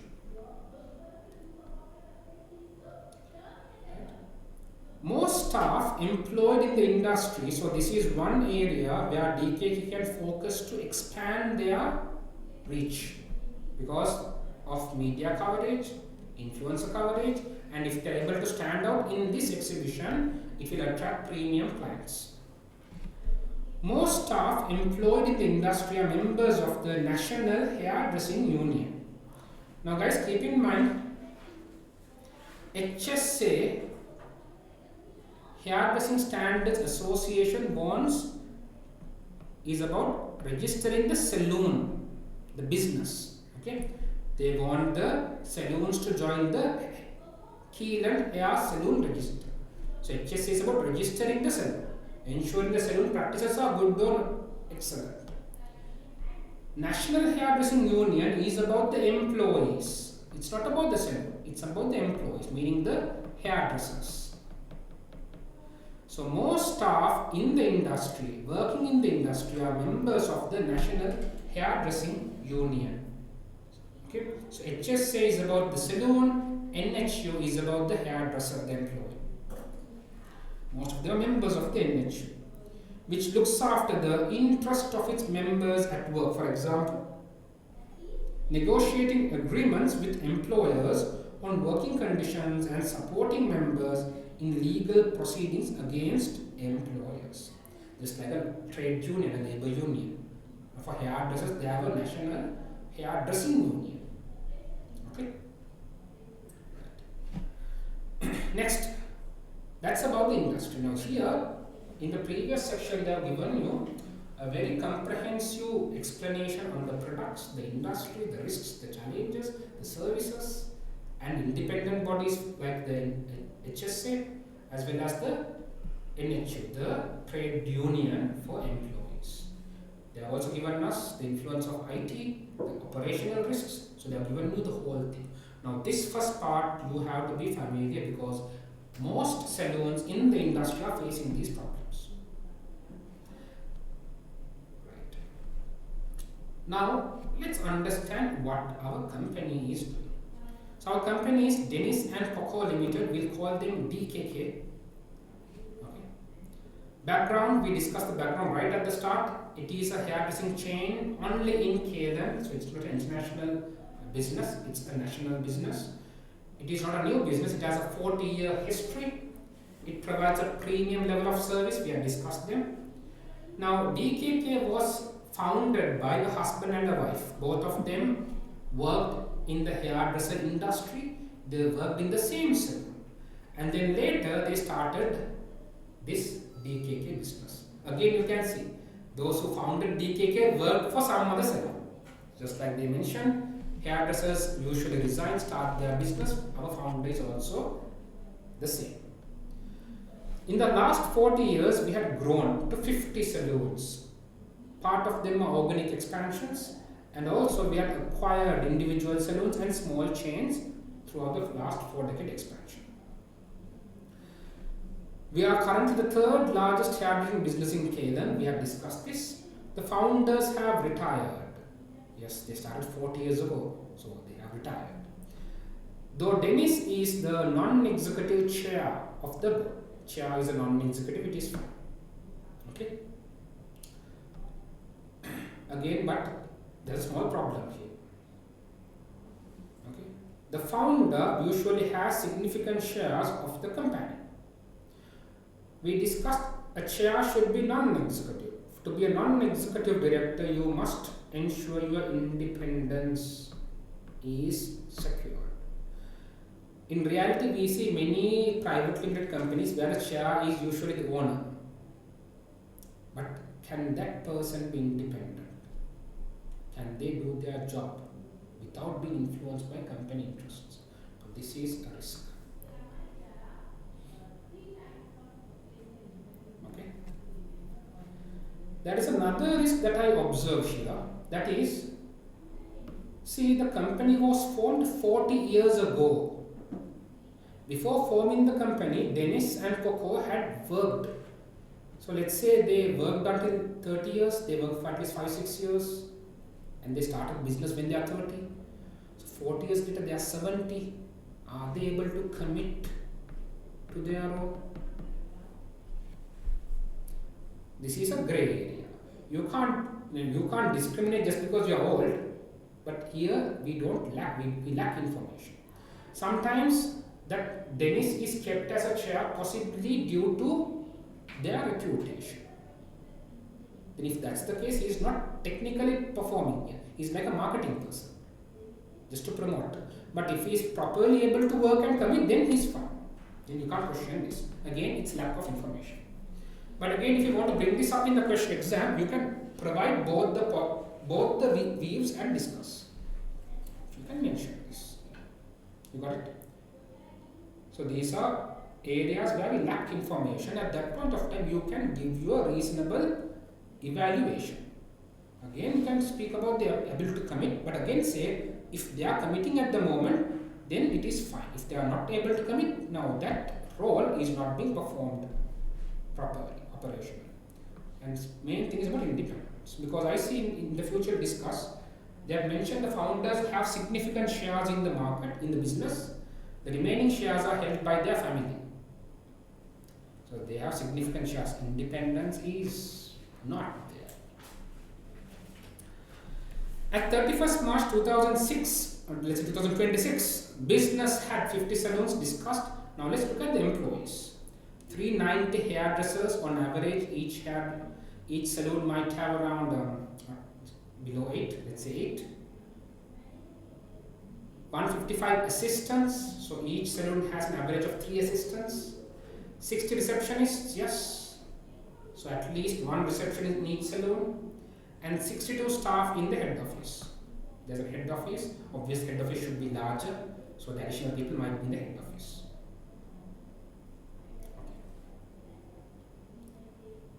Just like look at Dialogue, their head office it's big, massive, but their branches are not that big. So head office might have more hairdressers, more assistants, more receptionists.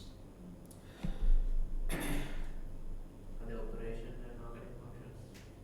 Where is it? Yes, they haven't mentioned about that. This 62 staff, they would be doing the rest. As you said, operational marketing functions. Again, how much focus is given on those, we have no idea. Good.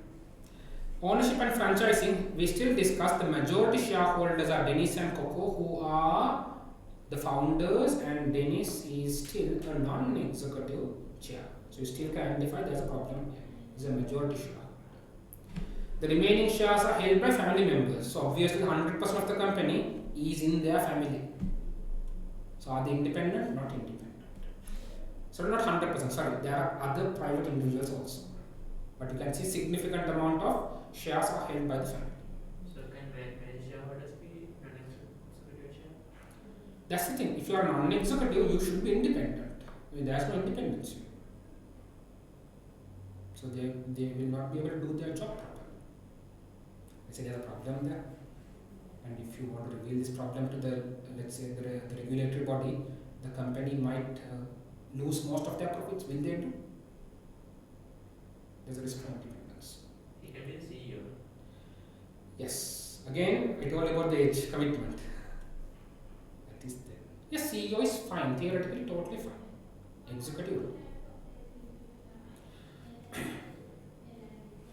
DKK is not listed in the Kayland stock exchange, so it's not a public listed company, so it's fine about shares. The only concern we have is about this one. DKK, even though it is not listed in the stock market, it follows good corporate governance, which is a good sign, good indicator. What exactly is not given. So in the question, if they are testing on corporate governance, the exhibit will tell exactly what they are doing on corporate governance. That is in the example, right?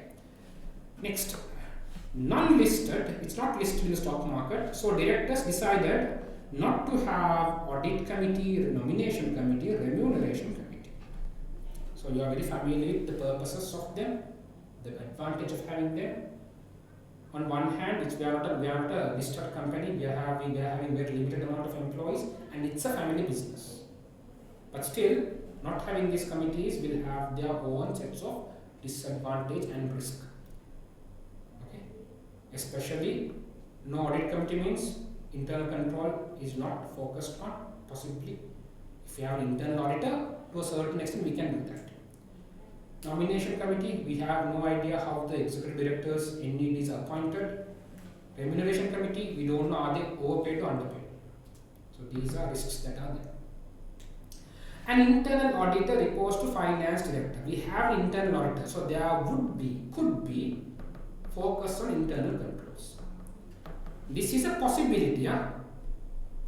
Because guys, usually audit committee in a large company, the audit committee will decide the task of the internal auditor. The audit committee, whose primary work is managing internal control, will tell the internal auditor to manage the internal controls. Here there is no audit committee. So who gives the job? The finance director. If the internal auditor is reporting to finance director, that means finance director is giving him the job, right? Are they ensuring internal controls are managed? No information. Clear? So are internal controls managed? No idea. But if the internal auditor is given the right work, they should be doing their internal control management. But there's another problem here. The internal auditor is reporting to the finance director, which is an executive director. Do they have independence? No, the independence is further reduced. If the internal auditor finds a problem in the company's processes, that process was previously approved by the finance director, they might not even reveal that. So here, internal auditor's independence is further reduced. Now that's a big risk here, guys. If the internal auditor's independence is further reduced, if they are asked to manage internal controls, to what extent that they can do it properly, that is questionable.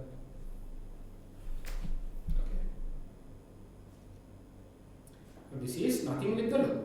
These committees are not mandatory for any company. Okay? Audit committee, nomination committee, remuneration committee is not legally required. In certain countries, the stock market might request you to have, might ask you to have, but we are not listed in stock market. There is no legal violation here, but there are risks. Those are, if you get a question on this, you can probably speak up there. Especially since we are the third largest, meaning we should be earning big. Since we are earning big, it's okay spending money to control these risks. Let's say we have one single salon, so who will set up committees? It doesn't make sense. Key stakeholders, so they are given you the key stakeholders for our business. Now keep in mind we are discussing about DKK, not industry.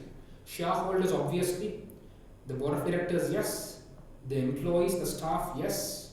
So you need to understand their importance and their role. Our clients yes, suppliers who provide those products and tools, hairdressing standards association, the independent body yes, we register there, we get their ratings. National Hairdressers Union, which is the trade union for employees, most of our staff belong, yes. Government, national government and local government. Local government refers to these small governmental organizations for particular regions, like the municipal council, things like that. And local communities, the community at large. All of these are stakeholders, key stakeholders identified. Right. Now here comes the organization structure.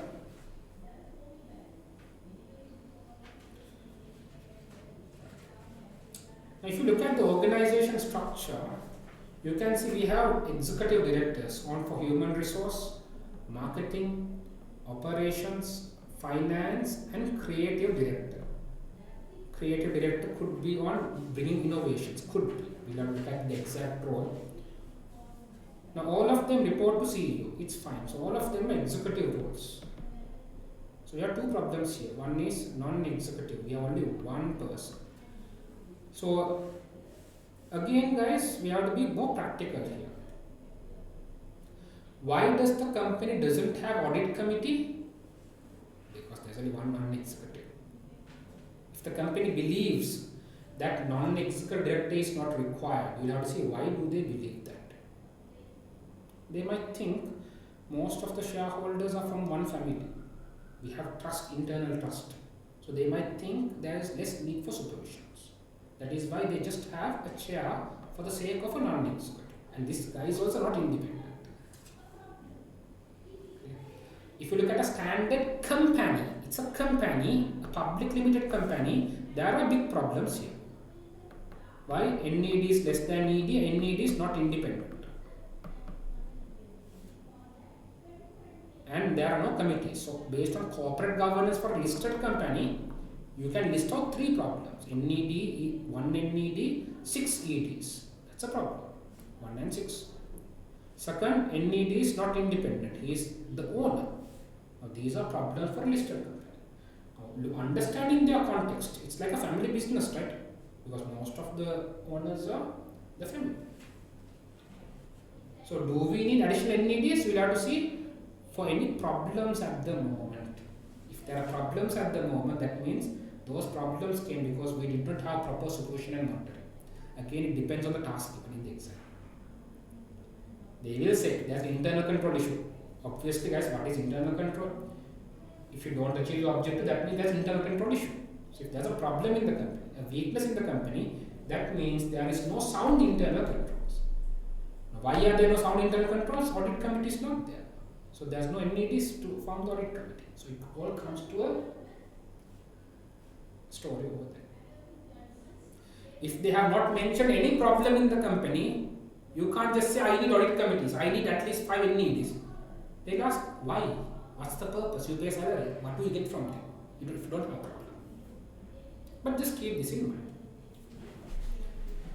So if they give a problem in the company, then you are in good luck. You have a lot to discuss, problems to discuss. DKK salons are divided into 5 categories. So when they are managing the 50 salons, they have categorized them into 5 regions, 5 territories. Each region has a regional manager. Okay, let's say if this is the country. For ease of management, they have classified the the salons to 5 different regions. Each region will have a regional manager. Second region has a second regional manager. So all salons in regional 1 report to the regional manager. Right? So each region has a regional manager who reports to operations director. So all these regional managers will report to the operations director. Saloons, each saloon is managed by a saloon manager. They split their time between managing and hairdressing. We discussed saloon manager manages the business, and when they are free, they do hairdressing as well. They report to and are closely controlled by the regional manager. Right? So it's easy to understand.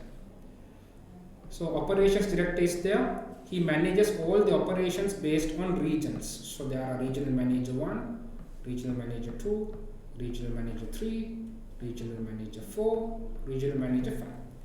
So regional manager will basically be reported by all the saloons in his or her region.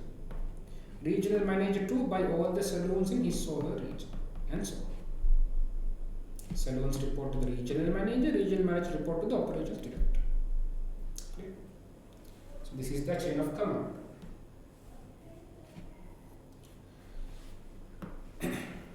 And they had mentioned saloon managers, they also manage the business, but they are closely controlled by regional manager, meaning they have little autonomy.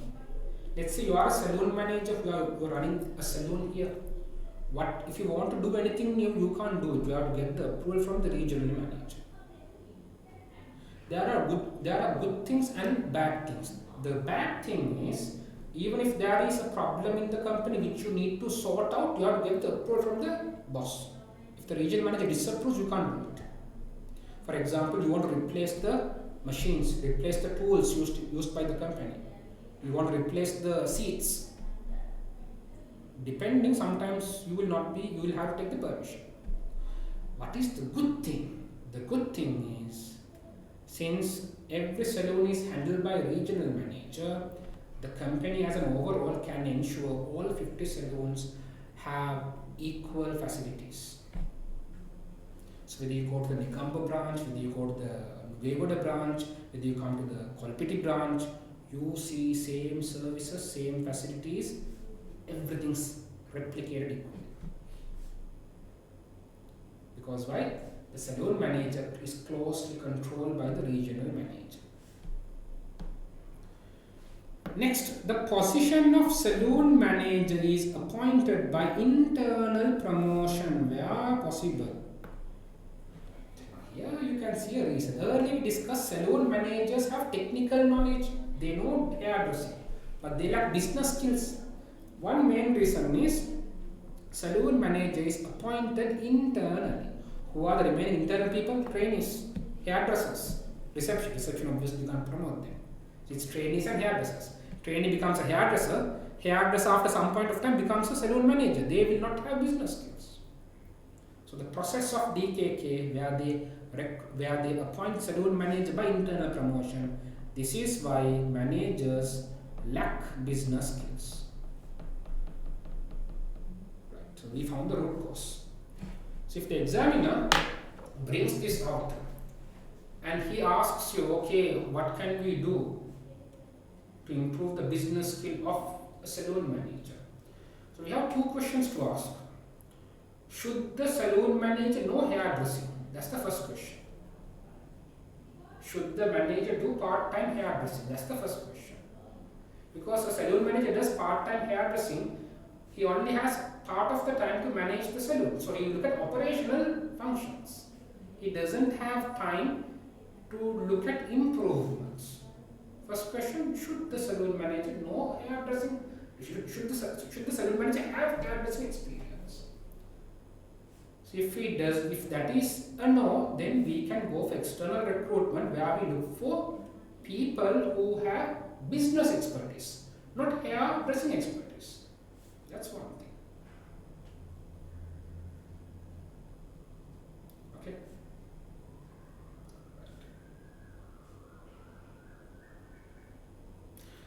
Good. So this is one factor that you can question if there is a relevant task. Right. Next, brand position. DKK as a brand. DKK from the start wanted to provide a luxurious service. That's why they go premium levels of service. So they wanted, that's the intention, they wanted to provide a luxurious service than other saloons in the market, believing this was a vacuum. So the owners, the founders, The couple, they believe that the premium market is not properly addressed. There's a vacuum, there's an opportunity. That's why they wanted to position and target this particular luxurious premium segment. How did they differentiate? How did they become a luxurious premium service provider? So features DKK offered to continue to differentiate from the two largest chains. Other two largest chains, one has good service, one has basic service. So we have the premium service. What did we do?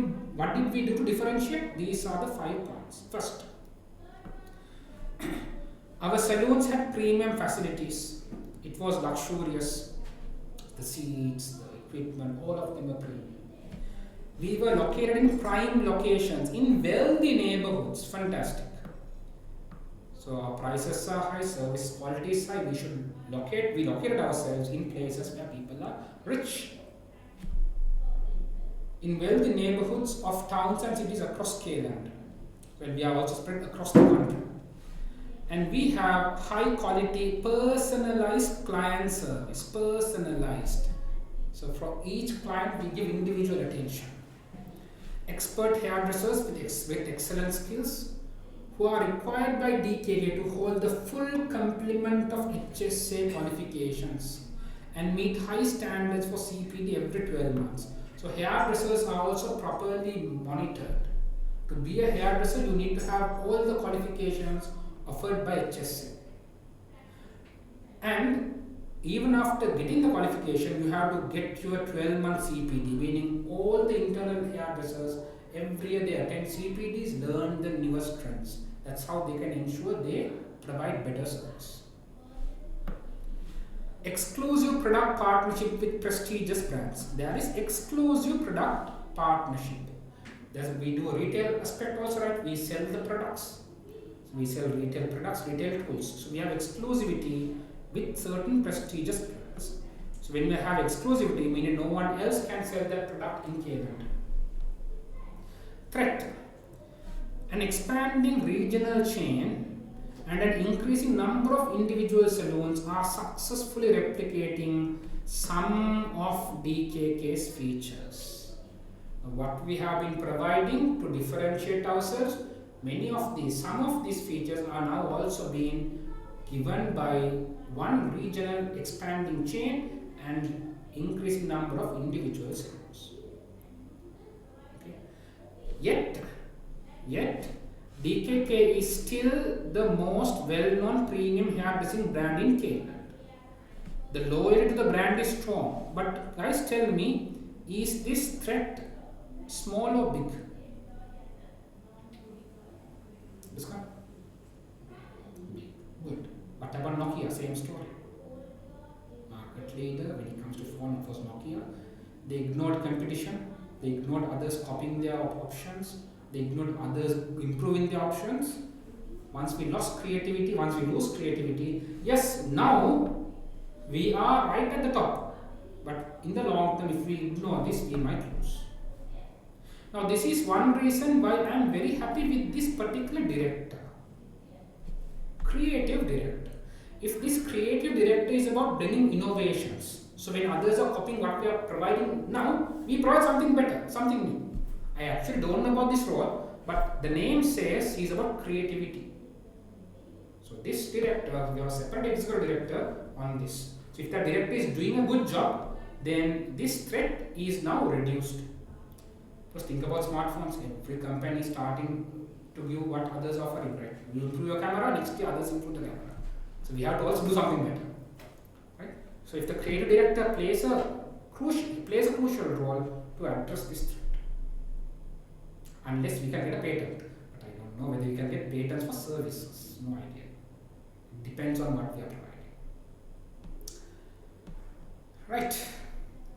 Its clients who are from the wealthiest, right? They have also approved here. DKK's clients are from the wealthiest demographic of Kayland's population. High price, and we properly target the wealthiest population. And those population are willing and able to pay a premium for its services. So it's not a price conscious segment. That's why I told, given this client base, DKK is more immune to downturns in the economy. Even if the Kayland economy experiences a recession, we will not be significantly affected because our market is the wealthiest customers. They are willing to pay us extra even if there's a recession. That won't be a problem. Are we clear? So if the examiner brings a recession, the impact to us, keep in mind the impact to DKK is minimal. Minimal in terms of clients. But when it comes to importing the products, recession comes with foreign currency depreciation, all of those.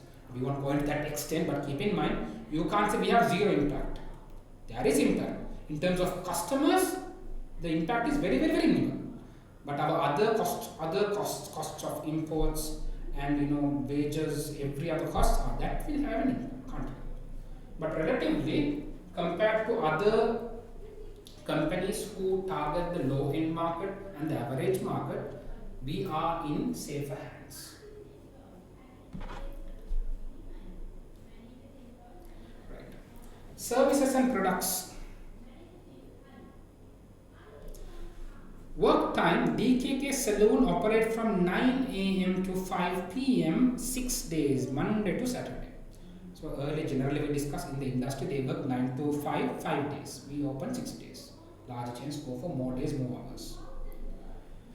Our unique selling proposition, USP is unique selling proposition, what we provide uniquely. And this is one reason why we can easily differentiate our product, our services. One of the main factors which makes us unique is we provide free of charge in-depth consultation to new clients in advance of their appointment. Now this looks fantastic. We discussed appointments are booked in advance. When is the payment made? On the day of the service. Let's say today is Sunday, for example. You are booking an appointment for a Wednesday. So you make the payment on Wednesday, right? So in advance of the appointment, somewhere on Monday or Tuesday, you will be called for a free in-depth consultation. So the customer, the new customer, has not yet paid. That's how it's given, okay, in advance. And this is one of the reasons for its excellent grading by HSC, because guys, we target premium, wealthy people. So those people will obviously, if they're happy with the consultation, they will come for the appointment. But there can be one or two people who might come for consultation and not come for the appointment. But majority, if they're happy with the consultation, they will come for the final appointment. So this is one of the reasons where those customers who get an in-depth consultation for free, new customers, this is one of the main reasons why we have been very successful. And this was also considered by HSA to provide us the excellent grading. We got excellent grading by HSA because of this in-depth consultation. We gave it for free. Free is a different story, but we gave the in-depth consultation. During this consultation, this consultation provides opportunity for the hairdresser to understand the client needs and also provide suggestions and personalized advice. So hairdresser service will be more accepted. Client will also be happy with what is decided because it's not done hastily. Okay. Regular clients have shorter consultations at the start of the appointment. If you are a new client, let's say your appointment is on Wednesday, on Monday they give an in-depth consultation. But once you get the consultation, you are a regular client. So for regular clients, you get consultation just before your appointment. Let's say you have a consultation on Wednesday 3 PM. Just before this, or at 3 PM, they give you a consultation, a short consultation, and then they provide you the services. DKK does not accept walk-in appointments. Oh, very important. So we don't accept walk-in appointments. Without appointment, we will not give services. So let's say at 2 PM today, 3 of our hairdressers are free. If a customer comes, we look for appointments. The reception look for appointments, and if there's no appointment, they reject. Good thing or bad thing, it depends. Generally, it's a bad thing that they are lost customers, but I would say this is a good internal control because why? we are positioned as a premium hairdresser. We say we only have appointments, even the customer feels, oh my goodness, not everyone can come here. Only those who book appointment in advance, only they can come here. So this I would appreciate. The benefits are far more than the opportunity costs, than the lost sales. The benefits are very high because clients will value this better. For example, guys, when you take a bus, the route bus, everyone goes in, right? But there are also buses where you have to book the seats, yes or no? Now, do you think those buses with bookings, do you think they are better? You feel that they provide better value, better service, yes or no? Same here. In fact, those booking bus could be similar to intercity bus, the AC bus. Could be very similar, but still we have that feeling as a customer. Not everyone has joined, only those who are able to book, they will be getting that service. So it's a mental aspect, a psychological aspect of client management. Sometimes you might get a question telling that the same scenario that I brought up. Hairdressers are free, they have nothing to do, a walk-in came, we rejected. There's a loss sale. That's a loss. But the benefits are far more than the loss. Avitli, you got the picture? Other services by DKK as per their marketing literature. What is marketing literature? They are promotions, they are marketing campaigns. They are brochures, they are flyers, they are social media, their website, whatever is communicated by the company. So these are other services done by DKK as per their marketing materials, as per their communications, promotions. Number one, DKK provides other services including haircuts tailored to specific hair types and textures, colors, customized coloring. Yes, obviously in the consultation we can customize the coloring. Perming and straightening with the greatest care. This is how they promote greatest care. Specialized hair care products. Yes, because we have exclusivity in those products, international brands. Top quality premium hair styling tools. We also go for high quality tools. This is what we provide. So what is given here all really acceptable. They speak of high quality, they speak of exclusivity, and they speak of care. All DKK salons are able to offer the full range of services. Right. Number of staff in each salon is the same. Number of skill set in each salon is the same. All salons are able to offer the full range of services. Now, this is very important for DKK's success. Sometimes, guys, when we think of certain restaurants which has branches, we always feel the branch in Maradan is better than branch in Kollupitiya. Here we avoid that. The services provided, the number of staff, the staff skills, it's the same in all the salons, which is where they wanted to ensure standardization. They wanted to ensure standardization of quality. Okay? This is very important. It's a good thing. Earlier we discussed DKK has exclusivity. Where is that? Yes, here. Exclusive product partnerships. So what are those exclusive product partnerships? Here, DKK has exclusivity contracts where only DKK can sell these items in the Kayland country. They have exclusive contracts with two very large internationally recognized organizations. They supply hairdressing, which supply hairdressing businesses around the world. One contract is for hair care products, the other contract is for styling tools. So DKK has exclusivity for well-known globally recognized brands for the products they use and for the tools they use. So meaning in Kayland only they can use that product and the tool. They can sell those products and the tools. So since the internationally recognized brands in multiple countries, if any customer wants to buy those products, they have to come to DKK. The products are popular with clients. Yes, this again gives us affirmation. Those products are internationally popular. It's popular in DKK also. It's popular in Kayland also. The products are popular with clients, and DKK aims to obtain 6.2% of its total revenue from retail sales. From its revenue, they want to have 6.2% from selling those products. It achieved this KPI 15 consecutive years. For the last 15 years, they achieved this KPI, where of the revenue, 6.2% comes from selling the products. However, it dropped to 6.1% from 6.2% in the 12 months to 31st March 2025. Now they might say 6.2 to 6.1 is a drop. Yes, it's a drop. But keep in mind, if our sales is growing, okay, let's say sales today is 100, next year is 200, 6% here and 6% here is still not the same. No?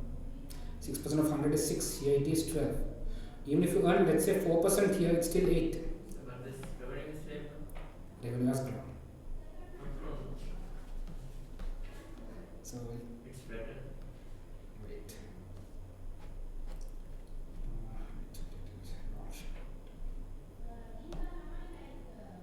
Revenue.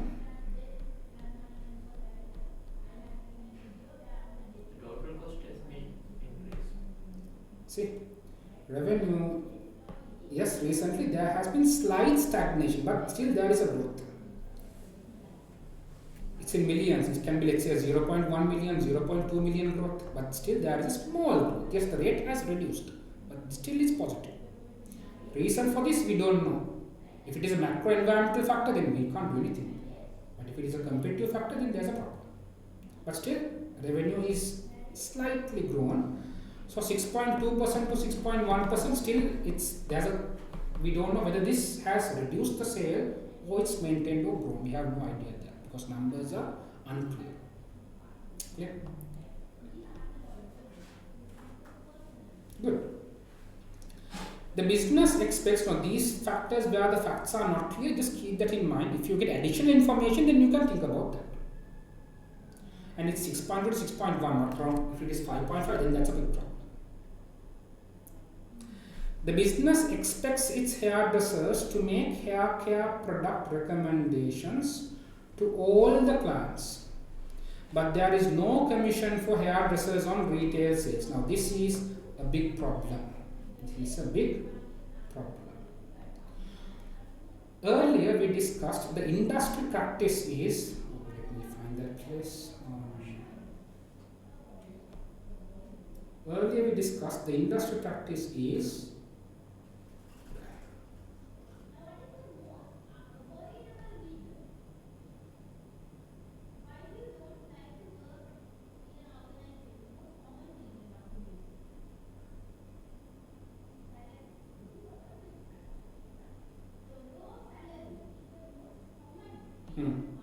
now see, the industry practice is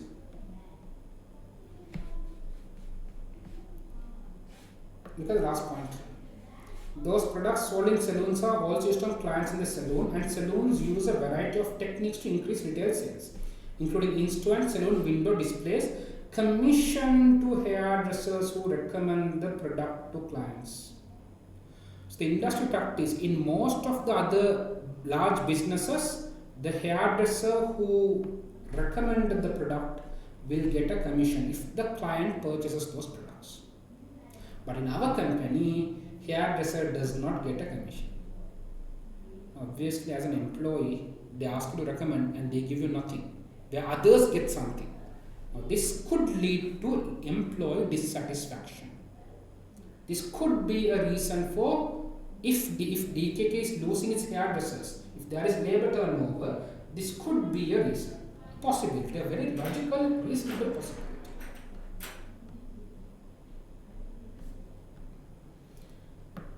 So here, DKK does not provide commission for hairdressers on retail sales, where the industry norm is they get a commission. If they bring out an exhibit telling that, okay, there's labor turnover, there's employee dissatisfaction, this is a very reasonable point. It's given in the briefing. And they have also specifically mentioned the close relationship DKK hairdressers build with clients. Earlier also we discussed in the industry, clients build good relationship with the hairdresser, with the barber over a long term. So close relationship the hairdresser build with the client, and the trust the client places in the hairdresser. This will ensure recommended products are usually purchased. So if the hairdresser recommends, there is a high chance customer will buy. So there are two reasons here. One is, if you give a commission, the hairdresser will be happy. If you give a commission, they will be motivated, your sales will increase. Now, earlier they mentioned our retail sale has dropped from 6.2 to 6.1. One reason is hairdressers might not be motivated. There's also no online option to buy. That's another reason. That's a chain issue. Okay. So last figure 6.2%, now it is just 6.1%. One reason is lost opportunity. Hairdressers are not motivated to go the extra line, recommend. If customers ask, they'll recommend. If customer doesn't ask, they might not do. They might not. So if they ask you, if they ask you a suggestion, how can we improve retail sales, which is one main thing. Because guys, the brand is a popular brand, globally known brand. This is something known. But if the customer is not convinced that he needs this product, then he might not buy. Right. Individuals who are not clients, they also visit the salons to purchase the products. There are some individuals who don't want our service, but they come to our salon to buy the product. Tasteful window displays ensure those passing DKK salons who are not clients are aware of the quality products available. So we have done a good job with our display. We might have a transparent window outside that will display our products. When customers see this, they know that we have the products for sale. So this is good when it comes to selling products to non-clients. But we can improve client sales if the commission is sorted out. Are you okay? Salon buildings. So we have 50 salons. Some of these salons are owned by DKK. Most of them are rented. Salons are, so most of them are rented, meaning a large amount of our fixed cost on most of our salons comes from rent. Now how to solve this?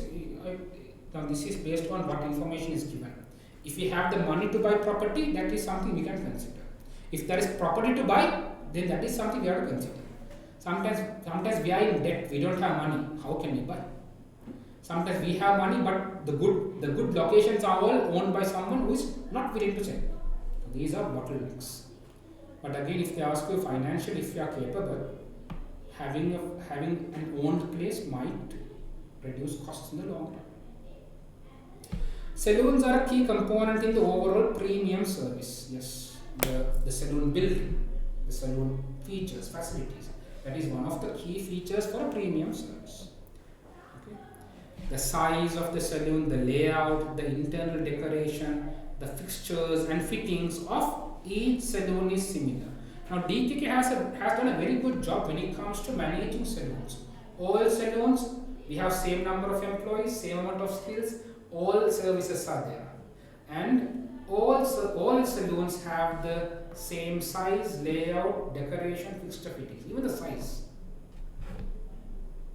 So when a customer goes to any branch, at the time of entering the salon, he won't feel a difference. He won't feel this branch is big, better quality, this branch is small, low quality. He won't have that feeling. From the size to the layout, number of employees, it's fixed. Now that's something very commendable. Reception area is luxurious. Yes, obviously that's something very important because that's where the customers I will first go towards, the reception. The reception area is luxurious. The clients are personally welcomed by the receptionist. Receptionist offers refreshments, and while they are waiting for the appointment, they can also browse the retail products available. DKK aims to refurbish salons, repair or even replace items, paint, or do all of those on the furniture, the looks. They do refurbishment approximately once every 3 years. Is 3 years too long or too short? Again, it depends on the wear and tear. let's say the paint goes off in 1 year and 3 years is too long. So again, we have no information to discuss whether it's too long or too short. Right. The service process, so based on what we discussed so far, now we need to understand this is how operationally services are provided. First, you can see the color codes. Ash with borderless is all clients, black is new clients, ash with a black border is existing clients. No matter whether you are a new client or an old existing client, you have to book an appointment by phone or in person. If you are a new client, along with that, let's say you want an appointment on May 10th. Before the appointment, we have pre-appointment consultation, let's say on May 8th. And after the consultation, if we had agreed on certain products, we will do a patch test wherever relevant. We discuss patch test to ensure the product is not harming your skin. And if it is for existing clients, when they appoint again, we will have patch test if it is relevant. Existing clients, they will not have a separate appointment in advance. Existing clients, they will only have an appointment on the day of the appointment. New clients, they will have a separate appointment in advance. So existing clients, when they book an appointment, if relevant, they can have patch test. On the day of the appointment, they welcome everyone. And then existing clients will have their consultation just before their appointment. And the existing client and the new clients all will have their services. After the services are provided, products are recommended by the hairdresser and check out. Have you cleared the process? Right. So new clients get the appointment days in advance. Existing clients get the appointment just on the day of the appointment, just before the appointment. Right. This is a very clear, simple process. So then the batch tests are done for existing clients also? Yes, wherever relevant it's given. See existing clients, black border. New clients, yes. Because existing clients, they have come previously. So when the existing client first joined us, we would have done an in-detail consultation. We know what the products they are allergic or not allergic to. That's why no need to have a separate appointment before the patch test. We can just have the patch test based on their interest. Sometimes people's skin changes. Today you are allergic, 1 year you can be allergic. Because I told you in reality this is not mandatory, but if a customer complains and the court identifies we haven't done a patch test, we will lose the case. So for certain products, especially applied on the skin, they will usually test it on all the clients to be safe. Right? So we don't know whether DKK does it on all the clients, but that's what they should do to ensure their risk is managed. Suppliers and costs of DKK. Right. So we discussed that we have 2 exclusive contracts for hair care products and styling tools discussed above. On top of this, we also have other suppliers. We have a supplier outside Kayland, so we import from a foreign supplier branded uniforms, towels, and robes. So we also have a different supplier outside Kayland. It's not unique; it's a different supplier, overseas supplier, where we get our uniforms branded, towels, and robes. The 50. So those 2 exclusive contracts, those are also from foreign suppliers? For international clients, foreigners. Individual salons contract with local small laundry business. So we have DKK has 50 salons, right? Each of these salons, let's say one in Bambalapitiya, one in Anuradhapura, they will have a separate contract with local small laundry business. And on a daily basis, each day that laundry will collect towels and robes and wash at each day. Makes sense? We can't centralize this. So daily can we send our robes to let's say Anuradhapura? Can't. No. That's something no. It's a very reasonable allocation. Items are purchased from one foreign supplier, daily maintenance to a laundry which is nearby the individual salon. And the salon returns them washed, dried and ironed a few days later. So they are not doing it in 1 day. So they take their time washing, ironing, so we can ensure the hygiene is done better. Information systems and use of technology. In DKK, we also use paper-based appointment booking system. Earlier we discussed this has certain risks. One is double allocation. Okay. However, we also maintain a computerized record for each of the clients which details services they have received and the specific hair products used on their hair. Right. When it comes to appointment, we have paper-based. Now, this is a problem here. We maintain computer system to record the client services. If a client has come to us, let's say 3 times, what service they got the 3 times, what products they used the 3 times, that is maintained in a computerized record. But appointment still is paper based. Now this is a area that can be tested.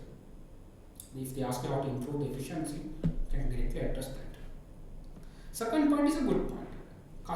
Clients' previous visits have been recorded in depth. So in future consultations, the hairdresser clearly understands what products has the client used. For example, when it comes to skincare products, you change the brand, sometimes there will be a problem there. There will be a reaction there. So those records are properly maintained. So on the hair products, yes. Salons maintain manual records for inventory levels of retail products. Okay, retail products, its records are kept manually. Again, this is a possible area that can be risky. If manual records are not up to date, sometimes we might think we have too much stocks. Salons email head office the inventory record needed. So they have manual records for inventory, and based on the manual records, when they are running out of stock, they will email the head office the inventory needed. The head office places the retail product orders with suppliers. So based on the requirement, they will place the order with the supplier as well as orders for branded uniform towels and robes. Now guys, if they bring out this in terms of internal processes, inventory management system, it could have been automated.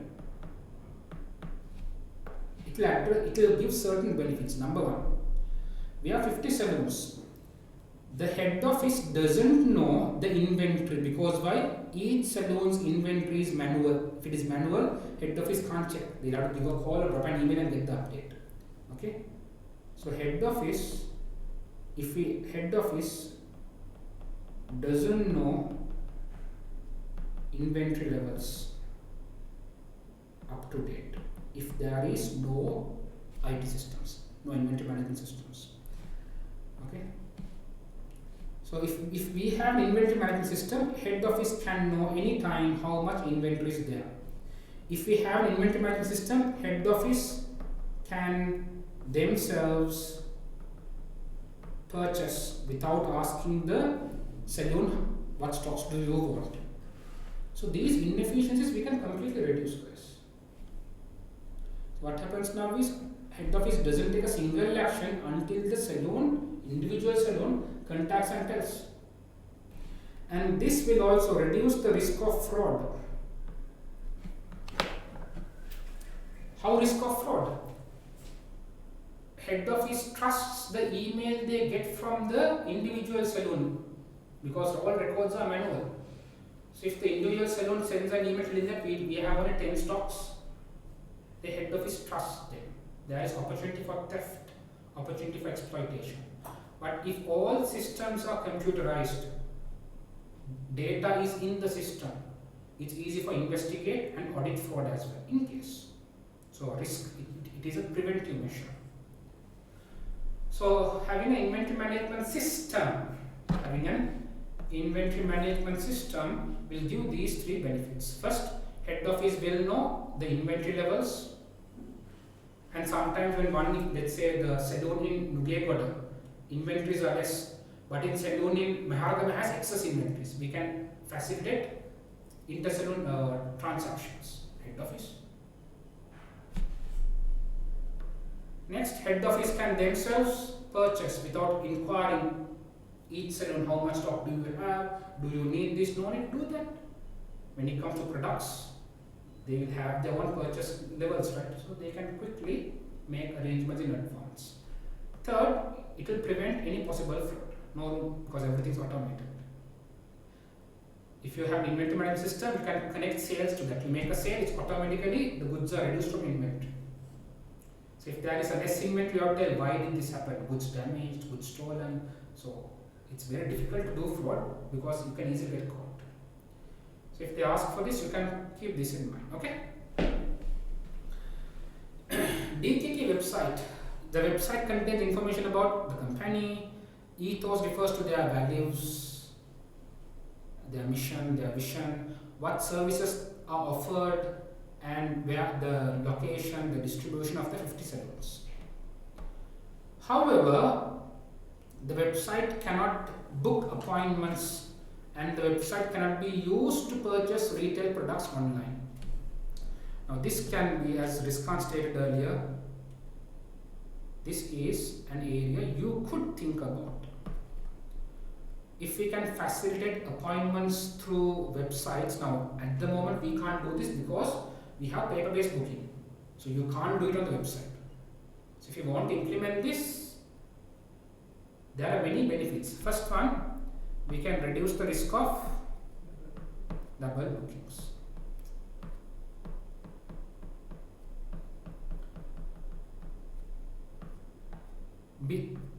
And this can also increase our revenue, increase our appointments. How? Guys, when you want to go to a cinema theatre to watch a movie, what do you do first? You go to the website and see which seats are free. Is there a good seat? Yes or no? That transparency is there. Let's say there's a nice cinema theatre, they don't have any website information about their bookings. You'll have to call them and ask. Sometimes you don't feel calling them. So if the customer can clearly go to the website and see which appointments are free, he can easily quick book. He can increase revenue. Got it? Now these are benefits of having appointment booking facility in the website.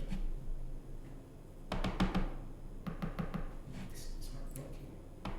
It's working. Clear? If they ask you to justify, why should I do this? What can I and explain? You can explain your decision. You can bring that up. And website cannot book appointments or purchase retail products online. And again, if website can also allow online purchasing, again, you can increase our sales. Because online purchasing usually comes with delivery. Or they have to come to a collection center and collect. Again, this can boost revenue. Individual salons engage in social media activity on a limited basis. Now, we have 50 salons. Those 50 salons, their social media engagement is very limited. And of their limited engagement, they focus on highlighting their hairdresser and the hairdresser skills. Now, do you think it's okay there? Earlier we discussed there is an industry trend where hairdressers resign and start their business. Our 50 salons, we have very limited social media exposure. In that limited exposure, we only tell about our hairdresser is fantastic. And that guy starts his own business. That's a big problem in marketing. You should focus on our company, DKK, as a company, as a service provider. Giving a profile of hairdresser if needed is fine. But for example, having a hairdresser, we can link appointments to hairdressers. But you should not focus on them a lot. Focus should be on the company, on our experienced hairdressers. There is a big risk, a gap that is kept. You got it? Limited social media exposure, you are losing out. Second, content is also problematic.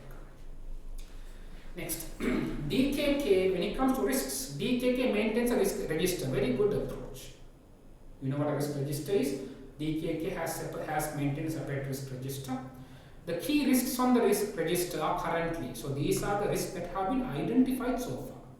If you have found any risk which is not here, that means risk register is questionable. Let's see what are the risks. Number 1. Competition from existing and new businesses, lack of suitably skilled and experienced staff, we have discussed this. When a staff resigns, very difficult to fill out. Damage to reputation, for example, from health and safety incidents, yes, that's why there's a patch test, but still we can't 100% eliminate. Energy and water price volatility, yes, we use electricity and water every day. When prices go up, we have to pay more, that's a risk. Sustainability concerns of clients, retention is very tough. Earlier we look at data, our client retention is less. Availability and price of products, supplier and exclusivity contracts. One is availability of products, supply and exclusivity contracts. So there could be a possibly supply chain issue. We have exclusivity contracts with those two suppliers. Availability of products is a problem, meaning sometimes there's a delay in receiving the goods. Or possibly the government has set up a quota on how much you can import. For example, importing cosmetics to Sri Lanka is very tough. Very tough. You have to pay a lot of taxes that these regulations process. Next, price of products supplied under exclusive contracts. Now, price might go high. Price might be unaffordable to a wealthy client. That is also a risk. Just because our client is wealthy, that doesn't mean he'll pay whatever the price it is. No. We don't know why is there a risk of price. Is it due to foreign exchange depreciation or is it due to MRP increasing? We have no idea, but that has been captured. Limited use of social media. Right. They will capture this as well. Right. Next, DKK website extracts. So in the website we can see the mission, the vision, the values. So vision is the reason, the purpose of the company. The Denis KoKo brand evokes the very best in hairdressing. They focus on hairdressing. Even though we are only in Kayland, they have not limited the vision to Kayland. It's fine. So they focus on the very best in hairdressing. So they focus on quality. Yes, we are established as a premium business. And to be the very best, as we discussed, in the future we have to keep on bringing new things, improving the quality. That has to be maintained. Sounds okay? Mission to provide our clients with an indulgent and luxurious hairdressing experience. Yes, that's why we have customized consultations. Whatever they want, we'll try to provide indulgent. While creating for them a hairstyle of as individual and stunning as they are. That's fine. Mission sounds good. Yes. Values of the company. Commitment. We surpass expectations every time. We have to understand have we achieved or not. We'll have to look at many indicators. What indicators can we use to identify whether have we surpassed customer expectations?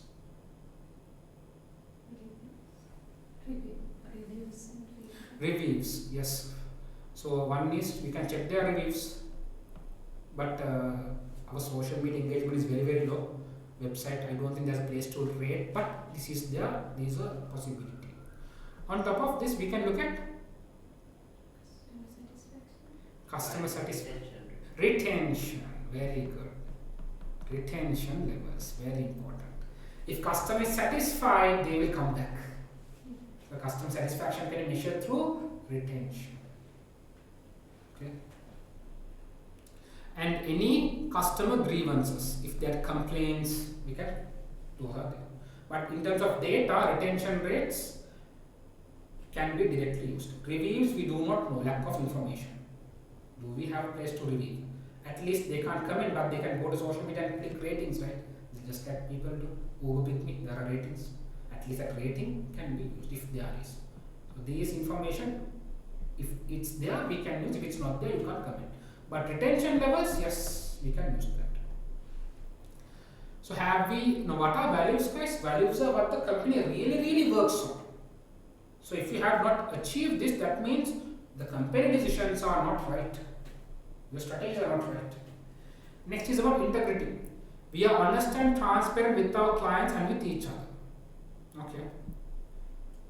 So if there are customer complaints where they feel they are overpromised, undergiven, things like that, that means there's a problem in integrity as well. Citizenship. We care about the communities in which we live and work. Throughout the case, have they mentioned anything about care?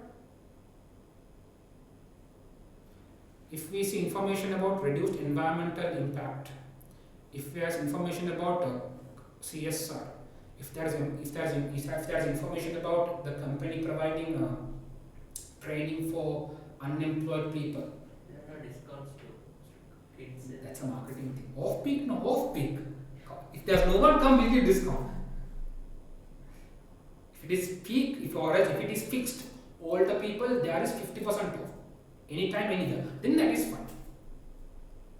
Now here information is lacking on this. We do not know. They might be giving, but we don't have any data. Clear? Don't say we don't do anything. We don't have data, so we can't do anything. Keep this in mind. Happiness. We aim to make our clients and each other happy. Again, retention levels, satisfaction levels, reviews. That's what we have to look at. Sustainability. We are intent on protecting the natural environment. Again, we do not have any data. If there is an indicator, I think there was an indicator earlier about. Even there's no data. Alright, here we have. Oh my goodness, client retention. Yes, retention has increased for the last 4 years. Fantastic, but recently it has dropped from 84% to 81%. Now here, from 2021 to 2024, yes, good job. Why? Retention has increased from, now to be honest, 80% retention is good. So just because it's 81, you can't say it's bad, but relatively it has reduced.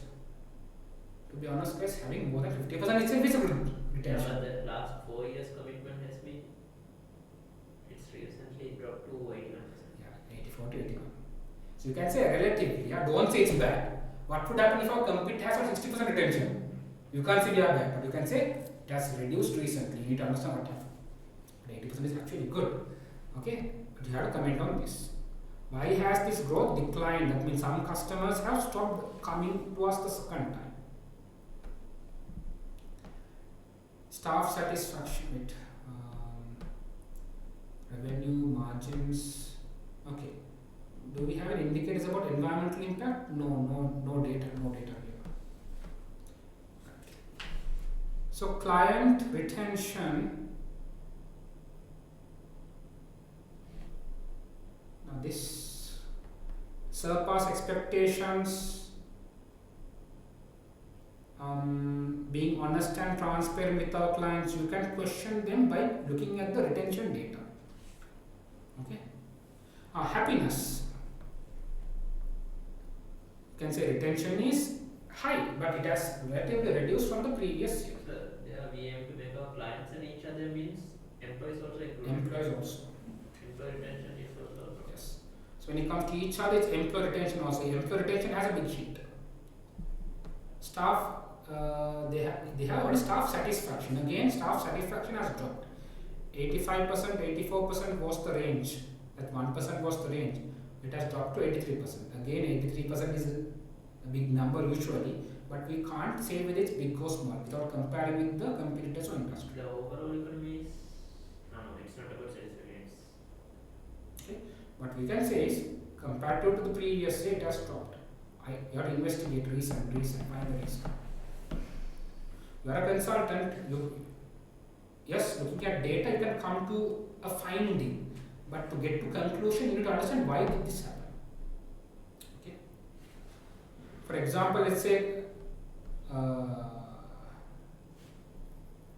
client retention has reduced because of a macroeconomic situation, or client retention has reduced because we had to increase our prices because of some issue. No, those are a bit out of control.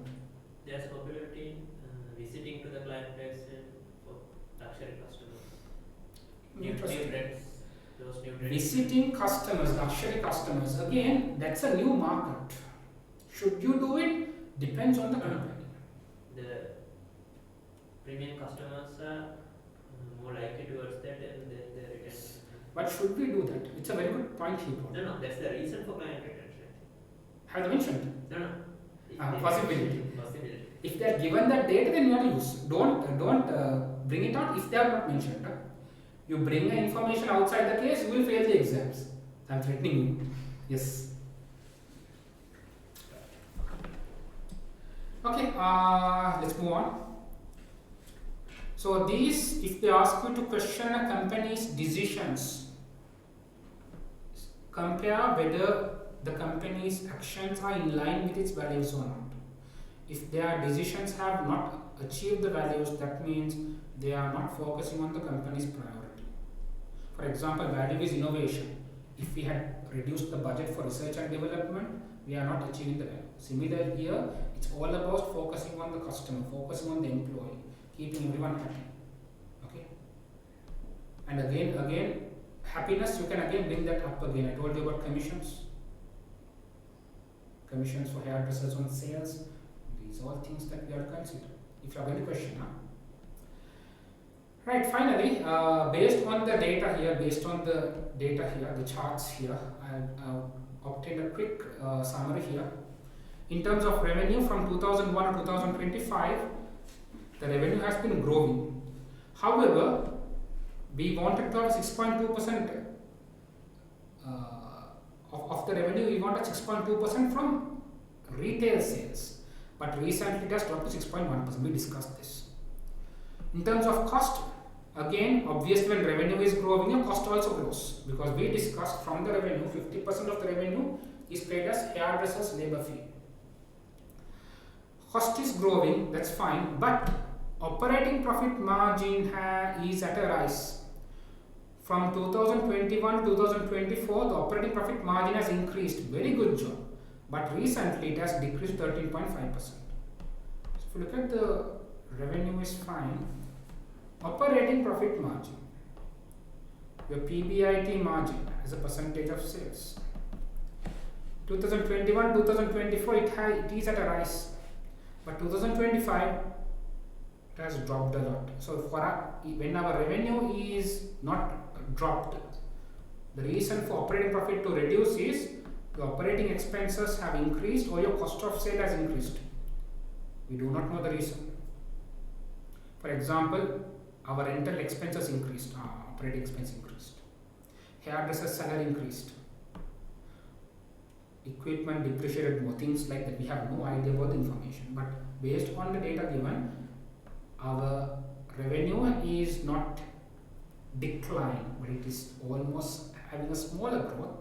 But the problem is to get that revenue, we have expended a high amount of operating expenses. We need to investigate why did this margin drop and see whether it's controllable or not. Okay. Don't go directly say bad. No, the bad is for investors, for shareholders, who are decision makers. You will see why. Client retention we discussed. 21 to 24, it is growing from 81 to 84%, but in the recently it dropped back to 81%. Client retention, yes. 4 years ago it was 81%, grew and again came back to 81%. Again, we need to understand why. Staff satisfaction, usually between 84 and 85%,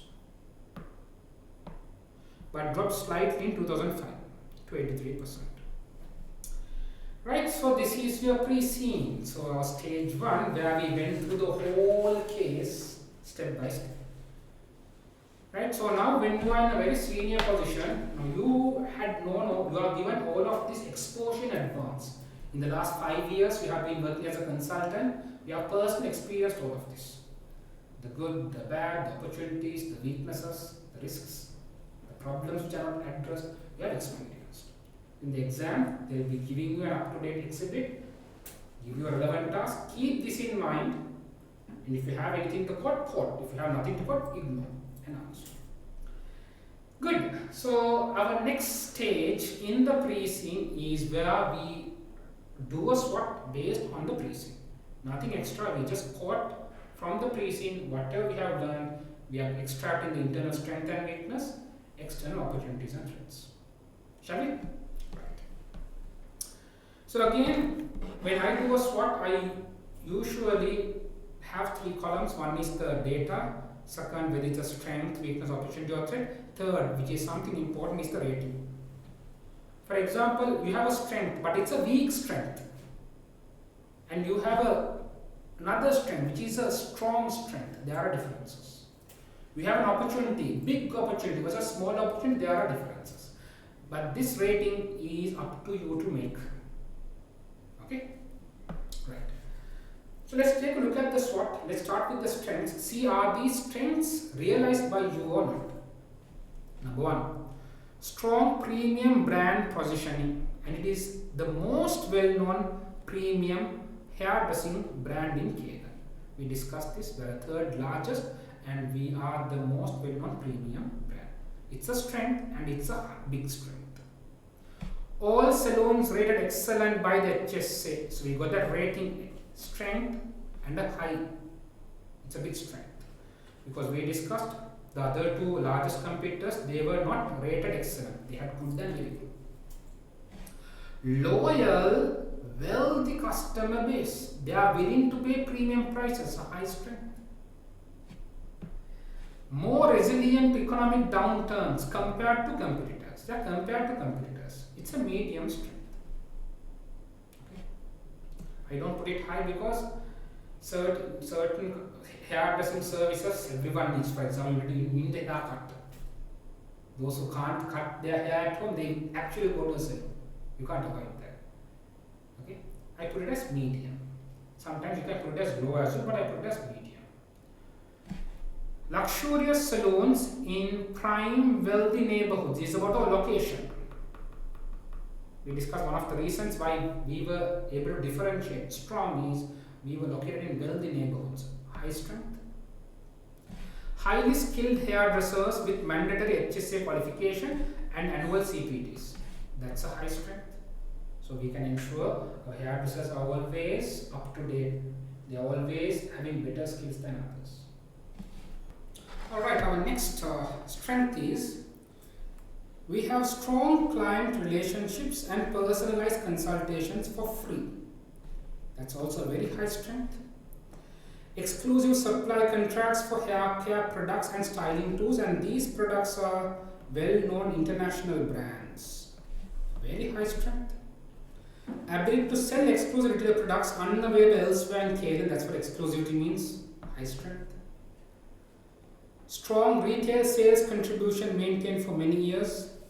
Every year we have maintained 6.2% from our revenue. Yes, from our revenue 6.2% come from retail sales contribution.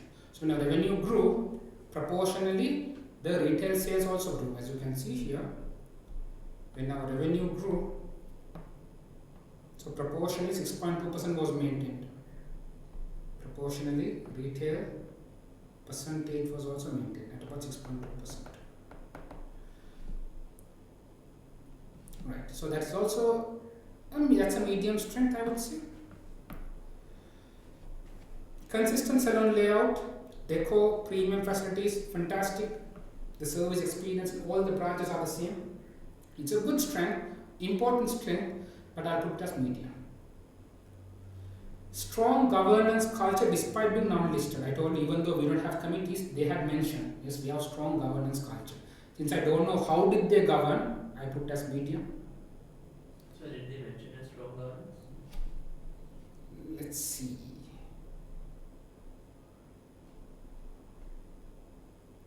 Let me check.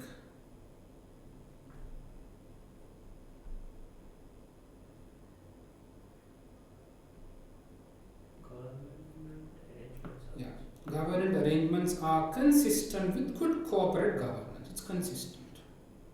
Okay, so it can be taken like this. So I rate that as medium because we don't know exactly what they're doing, and we also know they don't have committees. So rather than going for high, rather than going for low, we can keep it as medium. Internal promotion policy for salon managers supports motivation and retention. I told you one problem with internal promotion is they don't have business skill. But the good thing is they see a career pathway.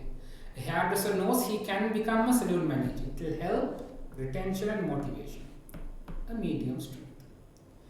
Strong staff satisfaction trend. Wait. Staff satisfaction trend was not that high. No. So please, this is okay. I have typed something else. So strong staff satisfaction trend. This is wrong. This is not a strength at all. And again, I can't comment as strong because I do not know the competitors. I think that's, you try to mention that up to 2024. Yes, but strengths, weakness are at the moment. So this is wrong. Again, you can't comment about our satisfaction levels high or low without knowing competitors or industry levels. The only thing you can comment is it has declined recently. It's a weakness there. Improving client retention trend, that's also a problem. So client retention until recently. So I would not rather put these two. I'm sorry, these two are out. Large national presence with 50 salons, yes, it's a medium strength because we are the third largest national. Stable revenue growth over the years, a medium strength, yes, it has not declined, even though recently it's almost stagnant. Operating profit margins improving over time, except the recent years, so I will not include this. Head office structure with specialized directors. Okay, it's a medium strength. Yes, we have executive directors who are specializing in their functional role. I especially loved having a creative director, finance, operations, marketing, HR director. But that's good, so that we can have individual attention for each area. Full range of services available at all salons, a medium strength. Are we all good? So when it comes to those rates, revenue, customer satisfaction, staff satisfaction, it was all good except for the last year. But when we discuss strength and weakness, we look at the present. So I'll have to remove them out. But obviously you have that in mind. Next are weaknesses. Weaknesses are internal company factors which is not doing well than the competitors.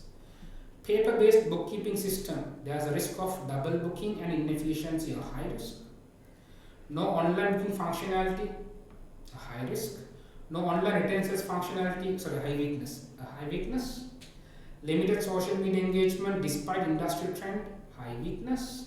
Manual inventory records and email-based ordering process, medium weakness.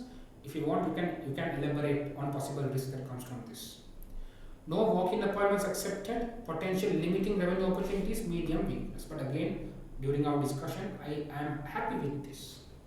Yes, we lose revenue, but we can ensure quality perception is maintained with the existing clients. But still, it's a weakness. We have decided to accept the weakness. That's what my perception is. But again, as risk considered, if you get opportunities for home visits, or else if there is a big demand for walk-ins, it's up to you as the decision maker to decide what to do. But always keep in mind, no matter what decision you take, don't think about immediate results. Think about the overall company long term. Okay, providing walk-ins, or else if the company decides to visit clients' home. Now, I don't think it will be good for the company brand, but you can earn some money. So keep that in mind. Don't focus on immediate returns only. So that online sales function, not having online sales also, we can take it as an advantage now, because they should visit and they get attracted. People are for convenience, just the product no. Just like we buy products online. Yeah, they can attract to the service now and visiting this. This might cause people to place orders from an overseas supplier exclusively within Kayland. For example, if you need a product, it's only sold by an agent in Sri Lanka. What would you do? You'll go to eBay and buy, Alibaba and buy. It's a very good point though. You got it. You have exclusivity only within the country. So, if you don't provide online ordering, they might order overseas with delivery home. Saloon managers have relatively little autonomy due to close regional control. They can't do whatever they want. Regional manager has them under strict control. Heavy dependence on premium customer segment. Now, is this a weakness? Depends. Okay, so I would not put this as a weakness. If you target the other segment, the premium segment will be. Yes. So this I am not happy with this point. Most saloons are rented. Okay. So guys, most saloons are rented, exposing DKK to possible rental cost increase, and this is a fixed cost also. It's a medium weakness. Retail revenue KPI, because another thing that we understood was their locations are all in areas where there's a lot of wealthy people and it's expensive. So there can be that in every 3 years they are doing the Refurbishing. The rented properties, they are searching. No. Refurbishing includes painting the wall also. That's also refurbishing. You got it. It's not only about the fixed furnitures, no. Fixed structures, not only about that. It's about painting, replacing equipment. It's fine. Usually they allow. Retail revenue KPI fell below in 2025. Yes. We had a KPI of 6.2%, we only achieved 6.1%. At the end of the day, it was recognized as an unsatisfactory achievement. It's a medium weakness. No commission incentives for hairdressers, medium weakness, because our more than 95%, no, 94% comes from hairdressing services. Retail is 6%. So I don't take it as high, I'll take it as medium. If the retail sales is about 20% of our overall sale, then that's a high weakness. Lack of audit, nomination, remuneration committee, high weakness, because you know the benefits of these committees. Intern auditor reported to finance director reducing independence, high weakness. Dependence on exclusivity suppliers for key products and tools, that also becomes a weakness. Yes, we have 2 exclusive international suppliers, and earlier we found out in the risk register. In the risk register, there was a risk availability of products supplied under exclusivity contracts. That's a risk identified, meaning we have exclusivity, but sometimes products are not available. That's a risk, running out of stocks.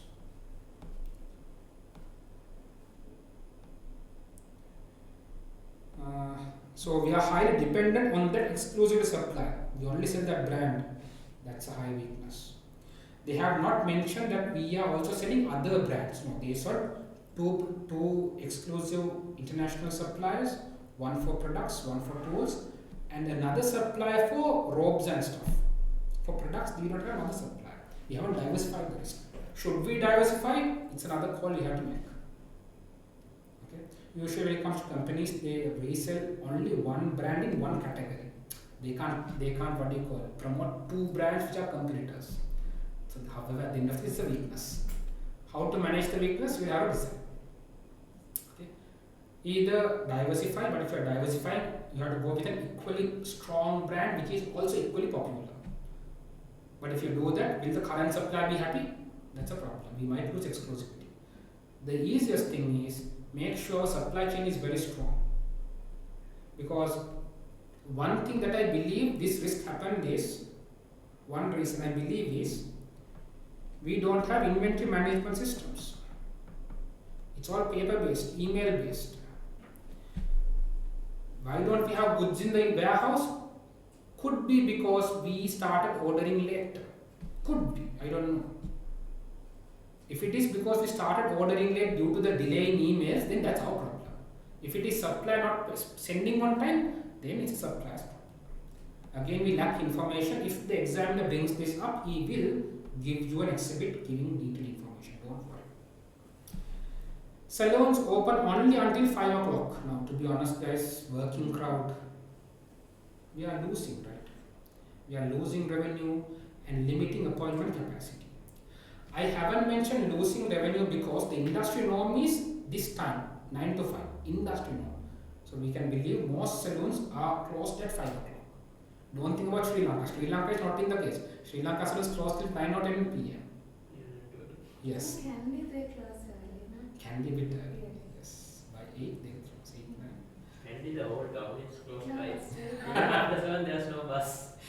What about 7? After 5:30 it's difficult. After 6:30 it's difficult. One day from 7 after after trying Kalgoorlie, You can't find it. yeah, there's There no are bus. lights outside. I just walked to the town.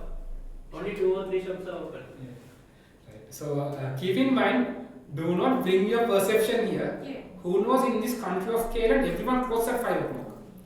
So I haven't mentioned reducing revenue, but what I mentioned was limiting capacity. If I close by 6, 1 hour, I can at least add some more appointments. Why can't on Sundays? Like, We don't know about how competition is. For example, Kayland could be a very religious country where everyone goes to church on Sundays. A religious engagement, or else there could be government regulation. Sundays are off day for everyone. We don't know. But what you can only compare is facts given. Generic practice, small business, 5 days a week, 9 to 5. Large business, perhaps extended days, extended hours. If we can identify in the exam they said another major competitor closes till 10 p.m. Now that's a problem.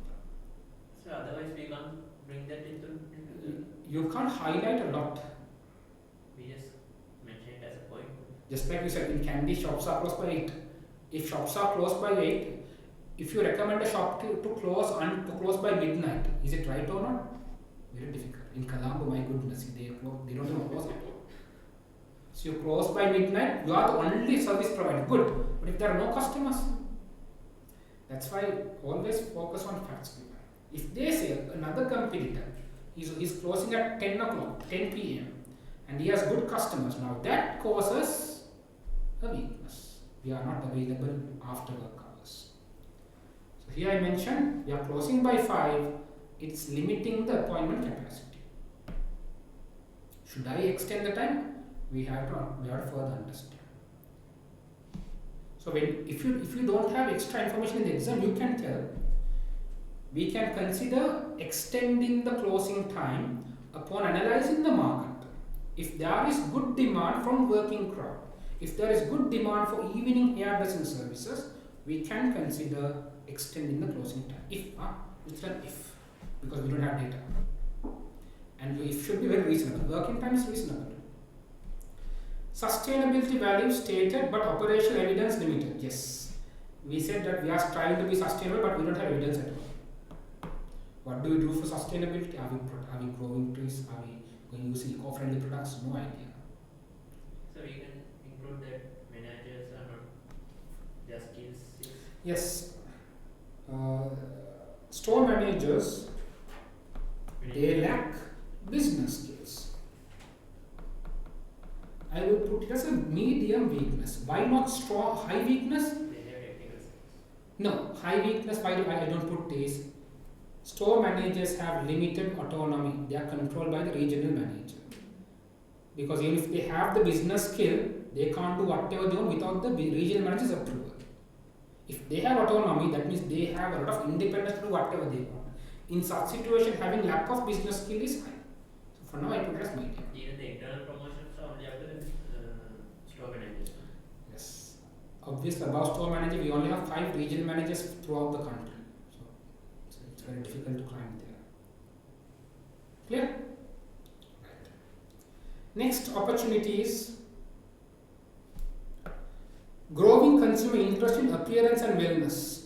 So again, when consumers have a growing trend on increasing the appearance and wellness, premium services will have high opportunity. Yes, it's expensive, but there's also high demand. Increasing demand for eco-friendly practices and sustainable products. If we can exploit this market, if we can have eco-friendly practices, if our international products are eco-friendly, then that's a high opportunity. Adoption of online booking systems with SMS reminders, high opportunity. Now, these are all trends in the industry. If we are able to adopt these trends, we can exploit. Salon management software for scheduling and inventory management, high opportunity. Augmented reality hairstyle preview technology, medium opportunity. We can even rate this as high, it's fine. Loyalty programs and digital reward schemes, high opportunity. Or you can put as medium, it depends. But loyalty programs will help retention, so you can go it as high. Expansion of social media marketing and influence activity, very important. That's a big opportunity. One is our presence in social media and utilizing hairdress influencers. Growing sales opportunity for premium hair care products, a medium opportunity. Ability to leverage HS exhibitions for branding and publicity, a medium opportunity because of high press coverage and a lot of celebrities there in hairdressing. Potential to increase opening hours for great utilization. Potential to increase opening hours from 9 to 5, 8 hours to 9-10 hours, medium opportunity. Potential to improve retail sales using incentives, online sales, high opportunity selling through websites. Potential expansion through further acquisitions. So far in the past 40 years, we grew organically and inorganically.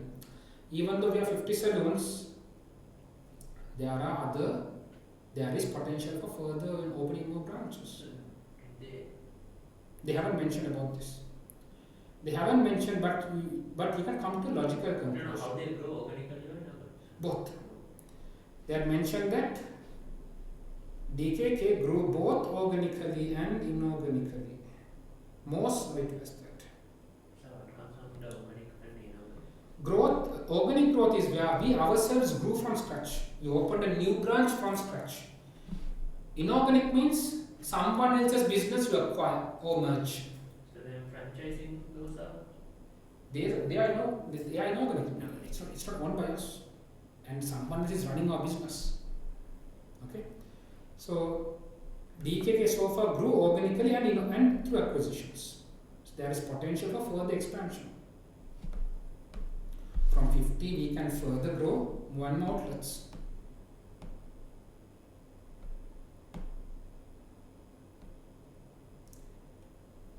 Increasing industry focus on premium experience aligns with DKK position. Yes. Right. The industry also has focused on better looking, better feeling experiences. So premium experiences, they are in line with DKK's values, DKK's mission and mission. So that's also a medium opportunity because we are doing something in line with our strategy. Finally, threats. Now these are problems in the external environment which can cause harm to the company. First, extremely competitive and the industry is highly fragmented, high threat. Low barriers to entry, new salons can easily emerge, high threat. And there is no regulatory requirement, so we can, if the market is very attractive, this might also attract foreign competitors. Nothing much. They come establish, recruit local employees. No. If the market is more very attractive, they can open. No barriers, very low barriers. Competitors replicating DKK's premium model, high threat. We discussed some of our services has been replicated by one regional chain and small independent salons. Skilled hairdresser shortages across the whole industry. That's a threat to everyone. Hairdressers leaving to establish own salons, high threat. Because we also discussed customers come for the hairdresser. When the dresser moves, customer might be lost. Strong client loyalty to individual hairdressers rather than the brand. So this is separated into two. DIY hair care products and online tutorials reducing salon visits. We also discussed customers can purchase good products and through YouTube videos they can learn how to do certain services by themselves. So this will reduce the visits to the salon. Medium threat. Sustainability concerns may damage reputation if not addressed. High threat because we saw there is a growing trend for environmentally friendly practices and eco-friendly products. So if our practices are not environmentally friendly, that will harm the reputation. Environmental impact of salons and chemical waste. Only 20% of our materials are properly recycled. Remaining 80% not recycled. So is there something like Yes. So it's given in the industry. Wait. It's given in the industry mentioning. Let me just check my notes. It's very difficult.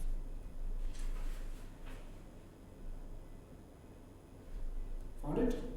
It's on page 6, the first paragraph. Page 6.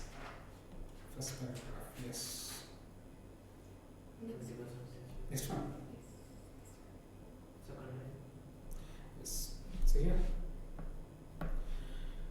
Since it's the industry, so probably our practice will also be part of the industry. They haven't mentioned what we are doing better.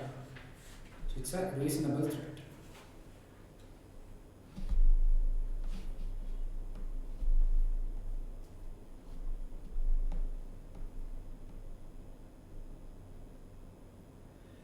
Next,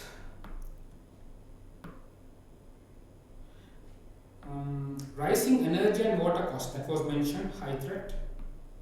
Costs, right, at the end of the day. Supply price increases or supply disruption under exclusive contracts, they are mentioned as under risk register. Availability and price of products, that's a threat. Reputational damage from health and safety incidents, that was also recognized on the risk register, high threat. HSA review ratings may downgrade saloons if standards fail. They have mentioned HSA reviews regularly. So there is a threat. If our standards fall, we will lose our rating from excellent to very good or good. If that happens, that will affect our customer, clientele, the clientele as well. Data protection risks due to client records. That's also common risk register, risk under risk register, medium threat. NHU pressure regarding employee conditions and disputes. Yes, NHU is the trade union.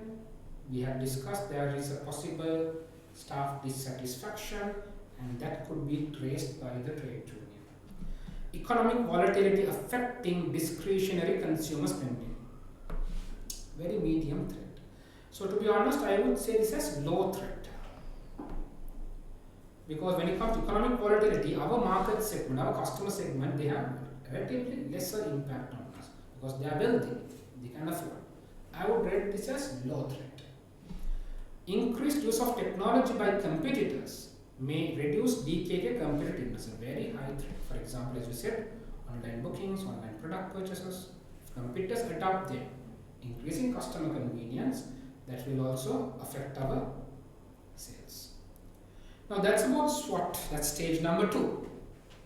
So make sure you are familiar with the SWOT, because points in the SWOT are the ones which will be most helpful in the exams from the precinct. So stage 1, we went through the whole precinct, we put ourselves in the business as someone who worked in the last 5 years. Stage number 2, we noted out key findings, internally and externally. Stage number 3, again based on the SWOT, I have quoted certain possible questions. Now these questions are not to predict in the exam, you cannot predict in the exam. These questions are for you to think. Based on the SWOT, I have basically quoted certain questions. I wanted to think, can I answer this question within what is given in the exam? Worst case, what can I do naively in case the examiner asks you to suggest new things? What can I do naively to address these questions? Right, so I have listed a number of questions here. One is a set of questions on strategy and business models. Evaluate whether DKK's premium differentiation strategy remains sustainable in an increasingly competitive industry. That is something for you to think about. DKK entered this segment because they thought there's a big vacuum. And yes, among the largest 3 chains, only they are focusing on this premium segment. Now, we also discussed entry barriers are low. So there can be new competitors. If the competitors see that the premium segment has a lot of revenue possibility, they can enter this segment. So should we maintain only in the premium segment, or should we diversify to all the 3 different segments? For example, you can have a DKK premium salon, DKK affordable salon, something like that. You have to think about that. Is it okay to do that, like as a brand? We will go to other segments, because once you list DKK as an affordable salon, our premium salon customers will also be affected. So we don't do that until we know our premium segment is not enough. We get a lot of competition or consumers move to affordable salons, then premium salon is not enough for us to exist. Only then we can consider this. If not, no. You can't eat everything. You earn something, you give up something. Another option is DKK can establish an affordable salon chain under a different brand. For example, think about Anchor and Rakti. Same company, Fontera. But Rati is like a local brand. It's promoted as a local brand, Mrs. Pereira. Anchor is like a overseas brand. You want something foreign, Anchor. You want something local, Rati. But same company. That has to be done. But again, another problem in that is your focus is now diverted to two different segments. Rather than doing that, let's focus on one segment, focus on quality, improve. Just something to brainstorm, okay? You might not be tested in exams, but these are good questions for you to think about. Recommend strategic initiatives DKK should adopt. Now it's about recommending. Okay, you have to bring something new. To maintain competitive advantage against premium regional channels. We also discussed a good thing I saw in the director board is we have a separate director for creativity. Since we are focused on quality, we have to ensure innovativeness, creativity is focused on. We have to ensure how can we give customers a better convenience, like online booking, online product sales. You can look at that. And as Rizkan stated, if customers would want a home visit, and if we can plug it into our strategy without affecting the brand, we can also look into that. Okay. Assess whether DKK should expand through acquisition or continue organic growth. Organic growth takes time. Acquisition is fast. So when answering questions, can we relate from one exhibit to another exhibit? But in the ascending order. For example, when you are doing, let's say a task 2 is on exhibit 3, you can refer exhibit 1 and 2. Let's say task 2 is exhibit 3, you can't refer exhibit 4 and 5. Clear? And usually they will not link it like that. No, if the first exhibit is on some economic recession or COVID, something related to COVID or Yes. Again, it depends on the previous exhibit. If the previous exhibit is a fact, then you can. If the previous exhibit is a suggestion means it's not a fact, right? Then you can't take it. For example, exhibit 1 is a proposal for something else. It's a proposal, not actually happened. So you can't take that for future. No, some economic incident like COVID. Those are facts, right? Take. It's a fact. But normally, as far as what the examiner has stated, he will not do that. But if you really want, discuss the risks and benefits of DKK expanding its retail product business. So we all know one of the opportunity we saw is expanding from 50 chains to more. What are the risks? What are the benefits? But this is based on what you think would happen. For example, one risk is for current 50 chains we don't have enough people. So you go open a new chain, that's a major risk. Benefit is more income, more exposure. We are a well-known brand, we can easily get customers. Advise DKK on how it can improve revenue growth while maintaining its premium brand image. We can speak about commissions, we can speak about social media engagement, online sales. You have a lot of plan on this. One of the problems is revenue, right? One is about revenue is not growing much. Second is about revenue proportion for retail sales not growing. You know what to do there, we discussed. Evaluate whether DKK should introduce walk-in appointments. This is a question we discussed. Recommend strategies to improve salon utilization. We discussed a KPI. In industry KPI, one is about salon utilization. How to improve salon utilization and appointment booking rates. One major method is providing online booking SMS reminders. And if you can also come up with any other idea which can work on this, it's about suggestions, right? Recommendations. You can do something new.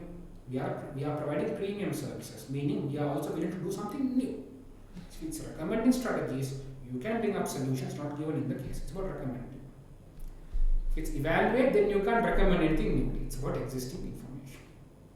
Certain set of questions on the area of technology and information systems.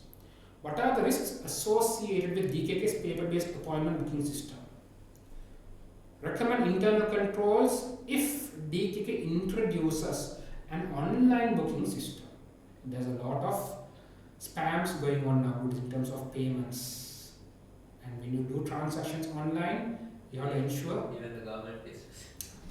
I want to comment on that. Right. And nowadays, if you do transactions online, customer details, card details are saved online. Hacking. So you have to ensure those internal controls to prevent them as well. Discuss the benefits and risks of implementing salon management software to manage inventory, to manage scheduling, to manage everything. Assess how DKK could use social media more effectively. How? To support strategic objectives.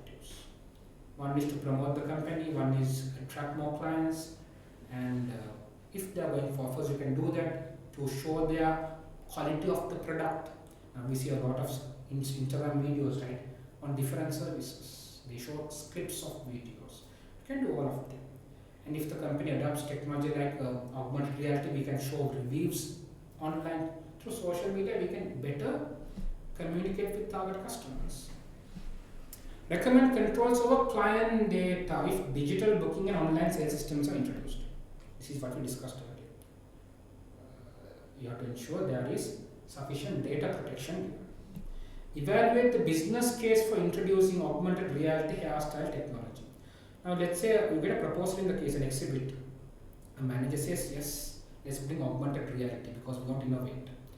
Speak about both the benefits and the risks. Discuss cybersecurity, data protection risks from increased digitization. Recommend how DKK could improve inventory management through technology.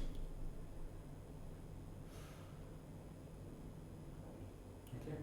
One thing is you can have an inventory management system. Second thing is what you can do is you have a just-in-time system where you receive the order, the foreign supply will directly send it to the recipient's home.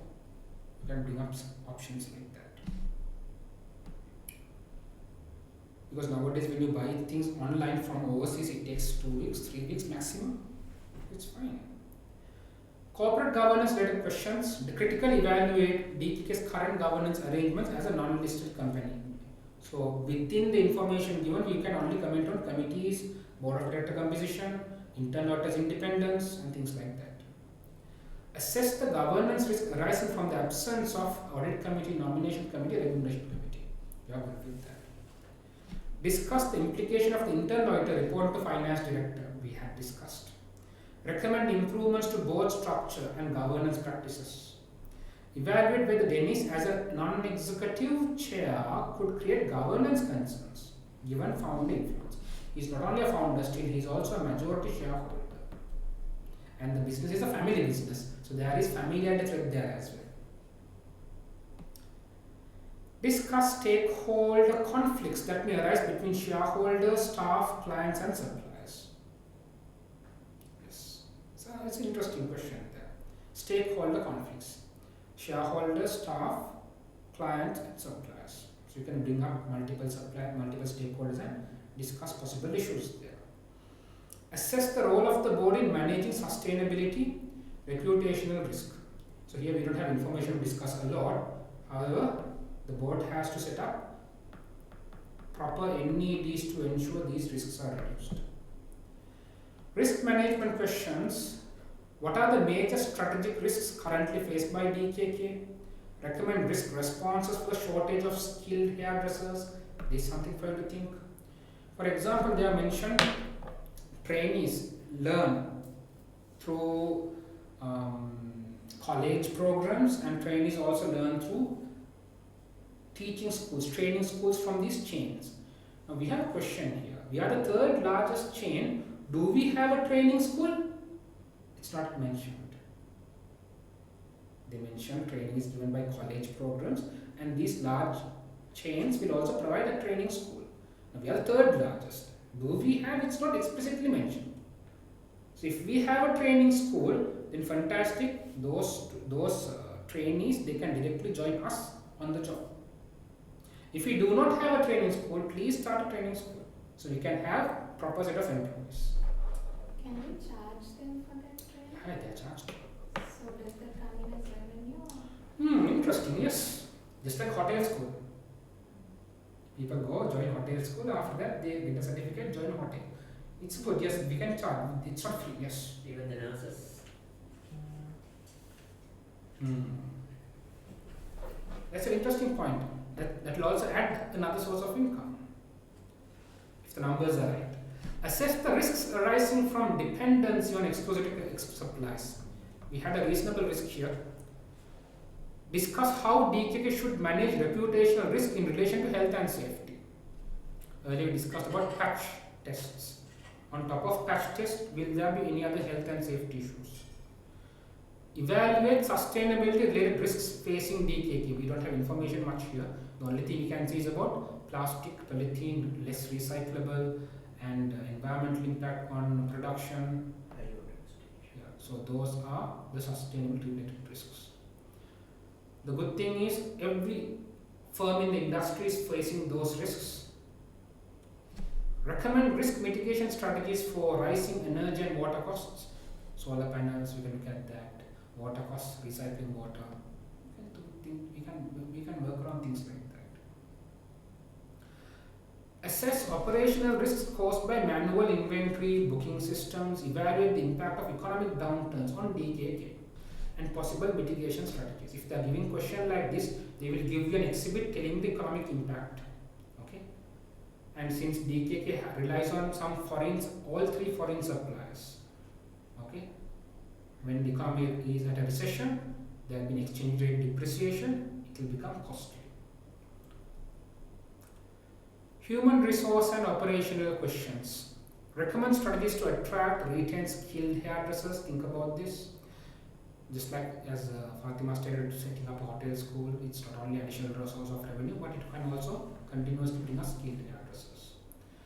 Evaluate whether DKK's policy of internal promotion for salon managers is beneficial. So here there are two things.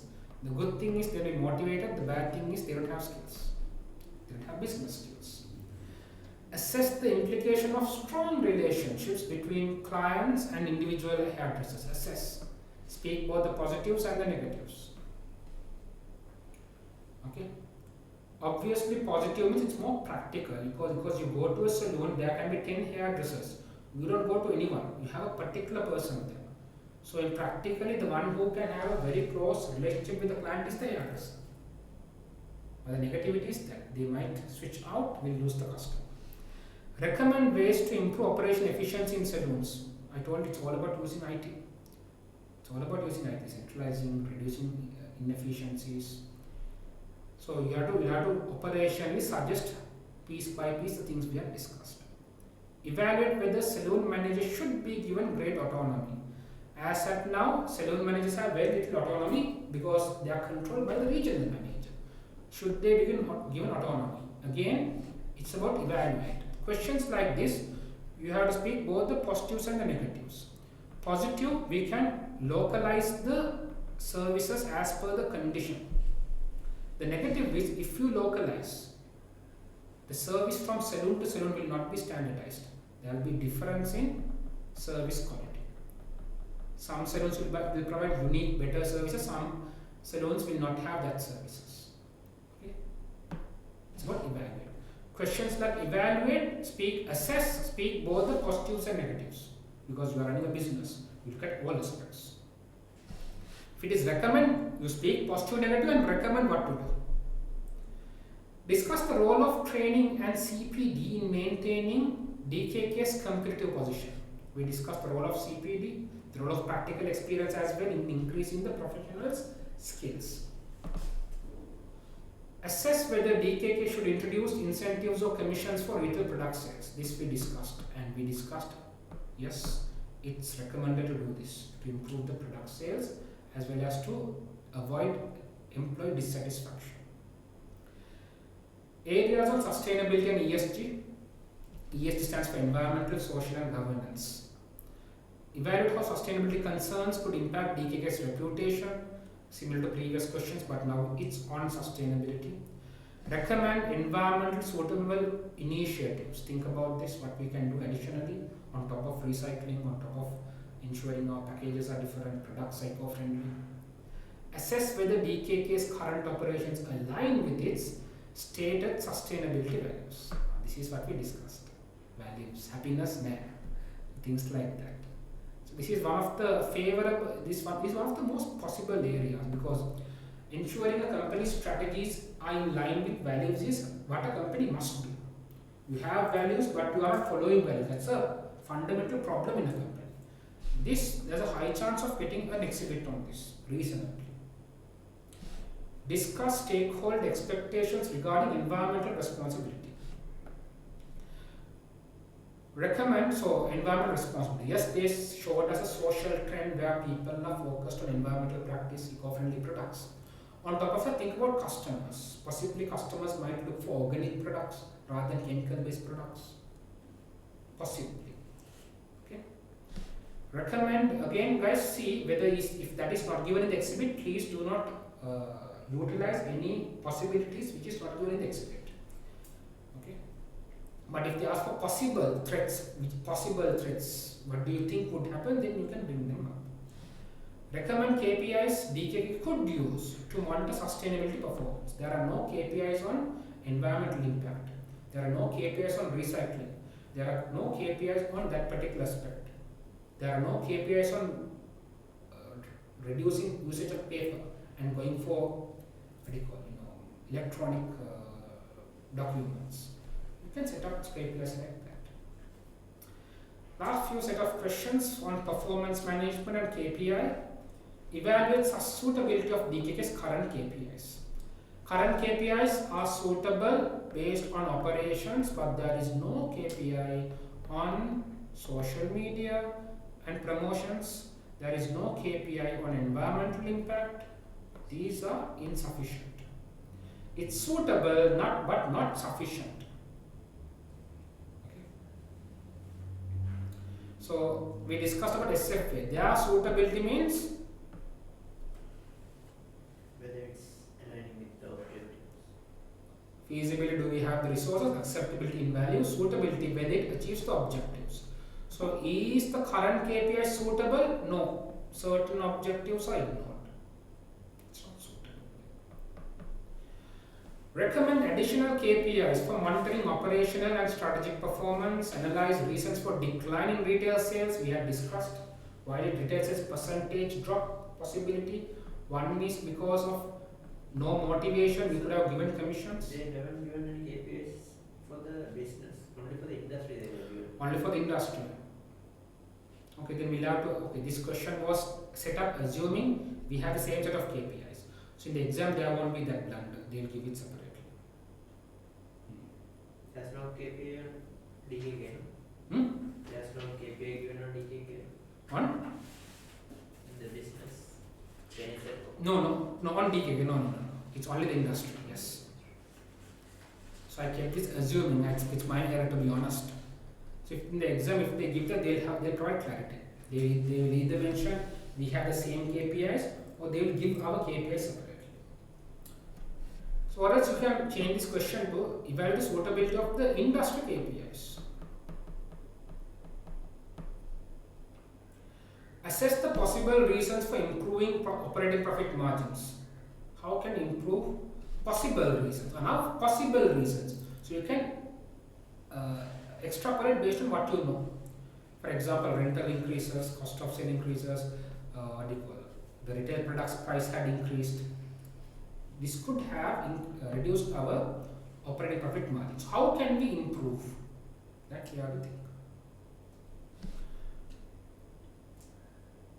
One simple method is, all of you have done your FR paper, so you know rental is a revenue expense.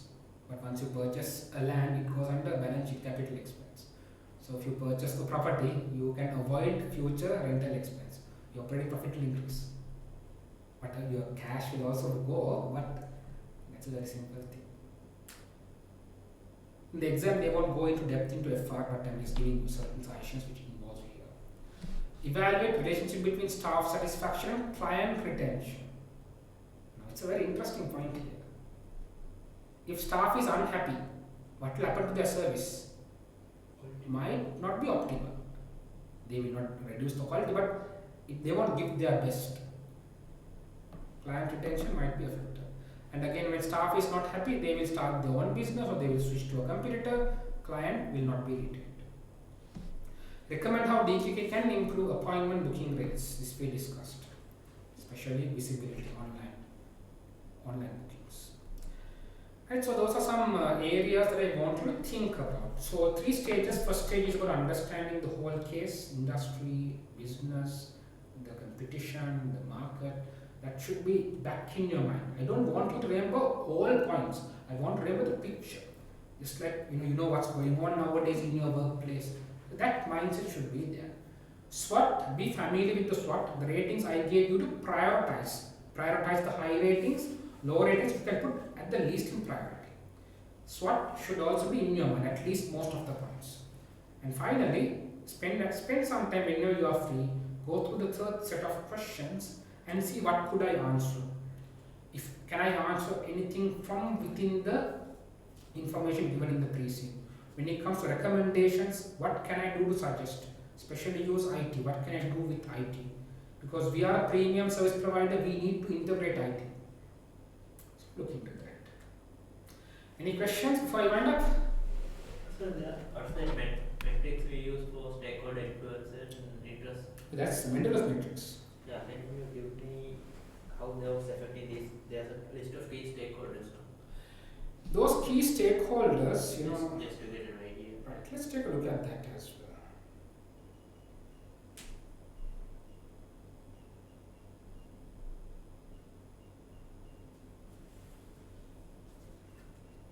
Okay, so if you look at the Mendel's matrix, we have high level of power and level of interest. So if you look at shareholders, level of power, high or low, what do you think? Shareholders, most of them are family members. High. Interest? High.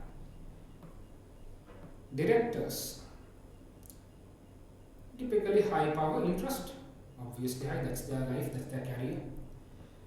Staff, let's look at hairdressers for example. Level of power? Not high. What they can individually can be low. Interest? High. Clients' power? Individual clients? Low. Interest? High. Suppliers' power? Exclusive suppliers. High. Interest? Depends. That's an international company, so we are one of their clients. But on the other hand, we are exclusive in the country. So it depends from low to high. If you look at exclusivity, we have suppliers are high interest because Kayland sales comes from us. But if it is, if from their total revenue, our revenue is just 0.01%, then they won't care much about us.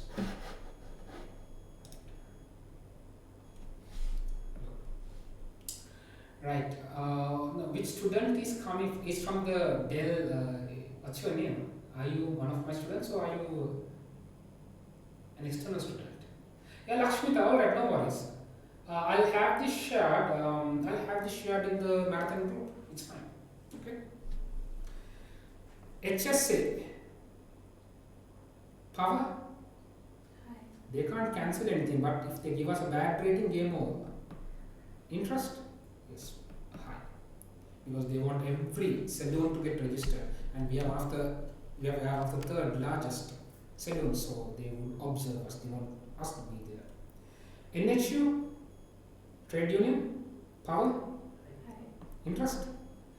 Again, depends. NHU is made up of employees of a large amount of salons, Low interest. but we are the third largest, so there's a confusion. That could be higher, and I'm biased towards. There's no medium here. That's the problem.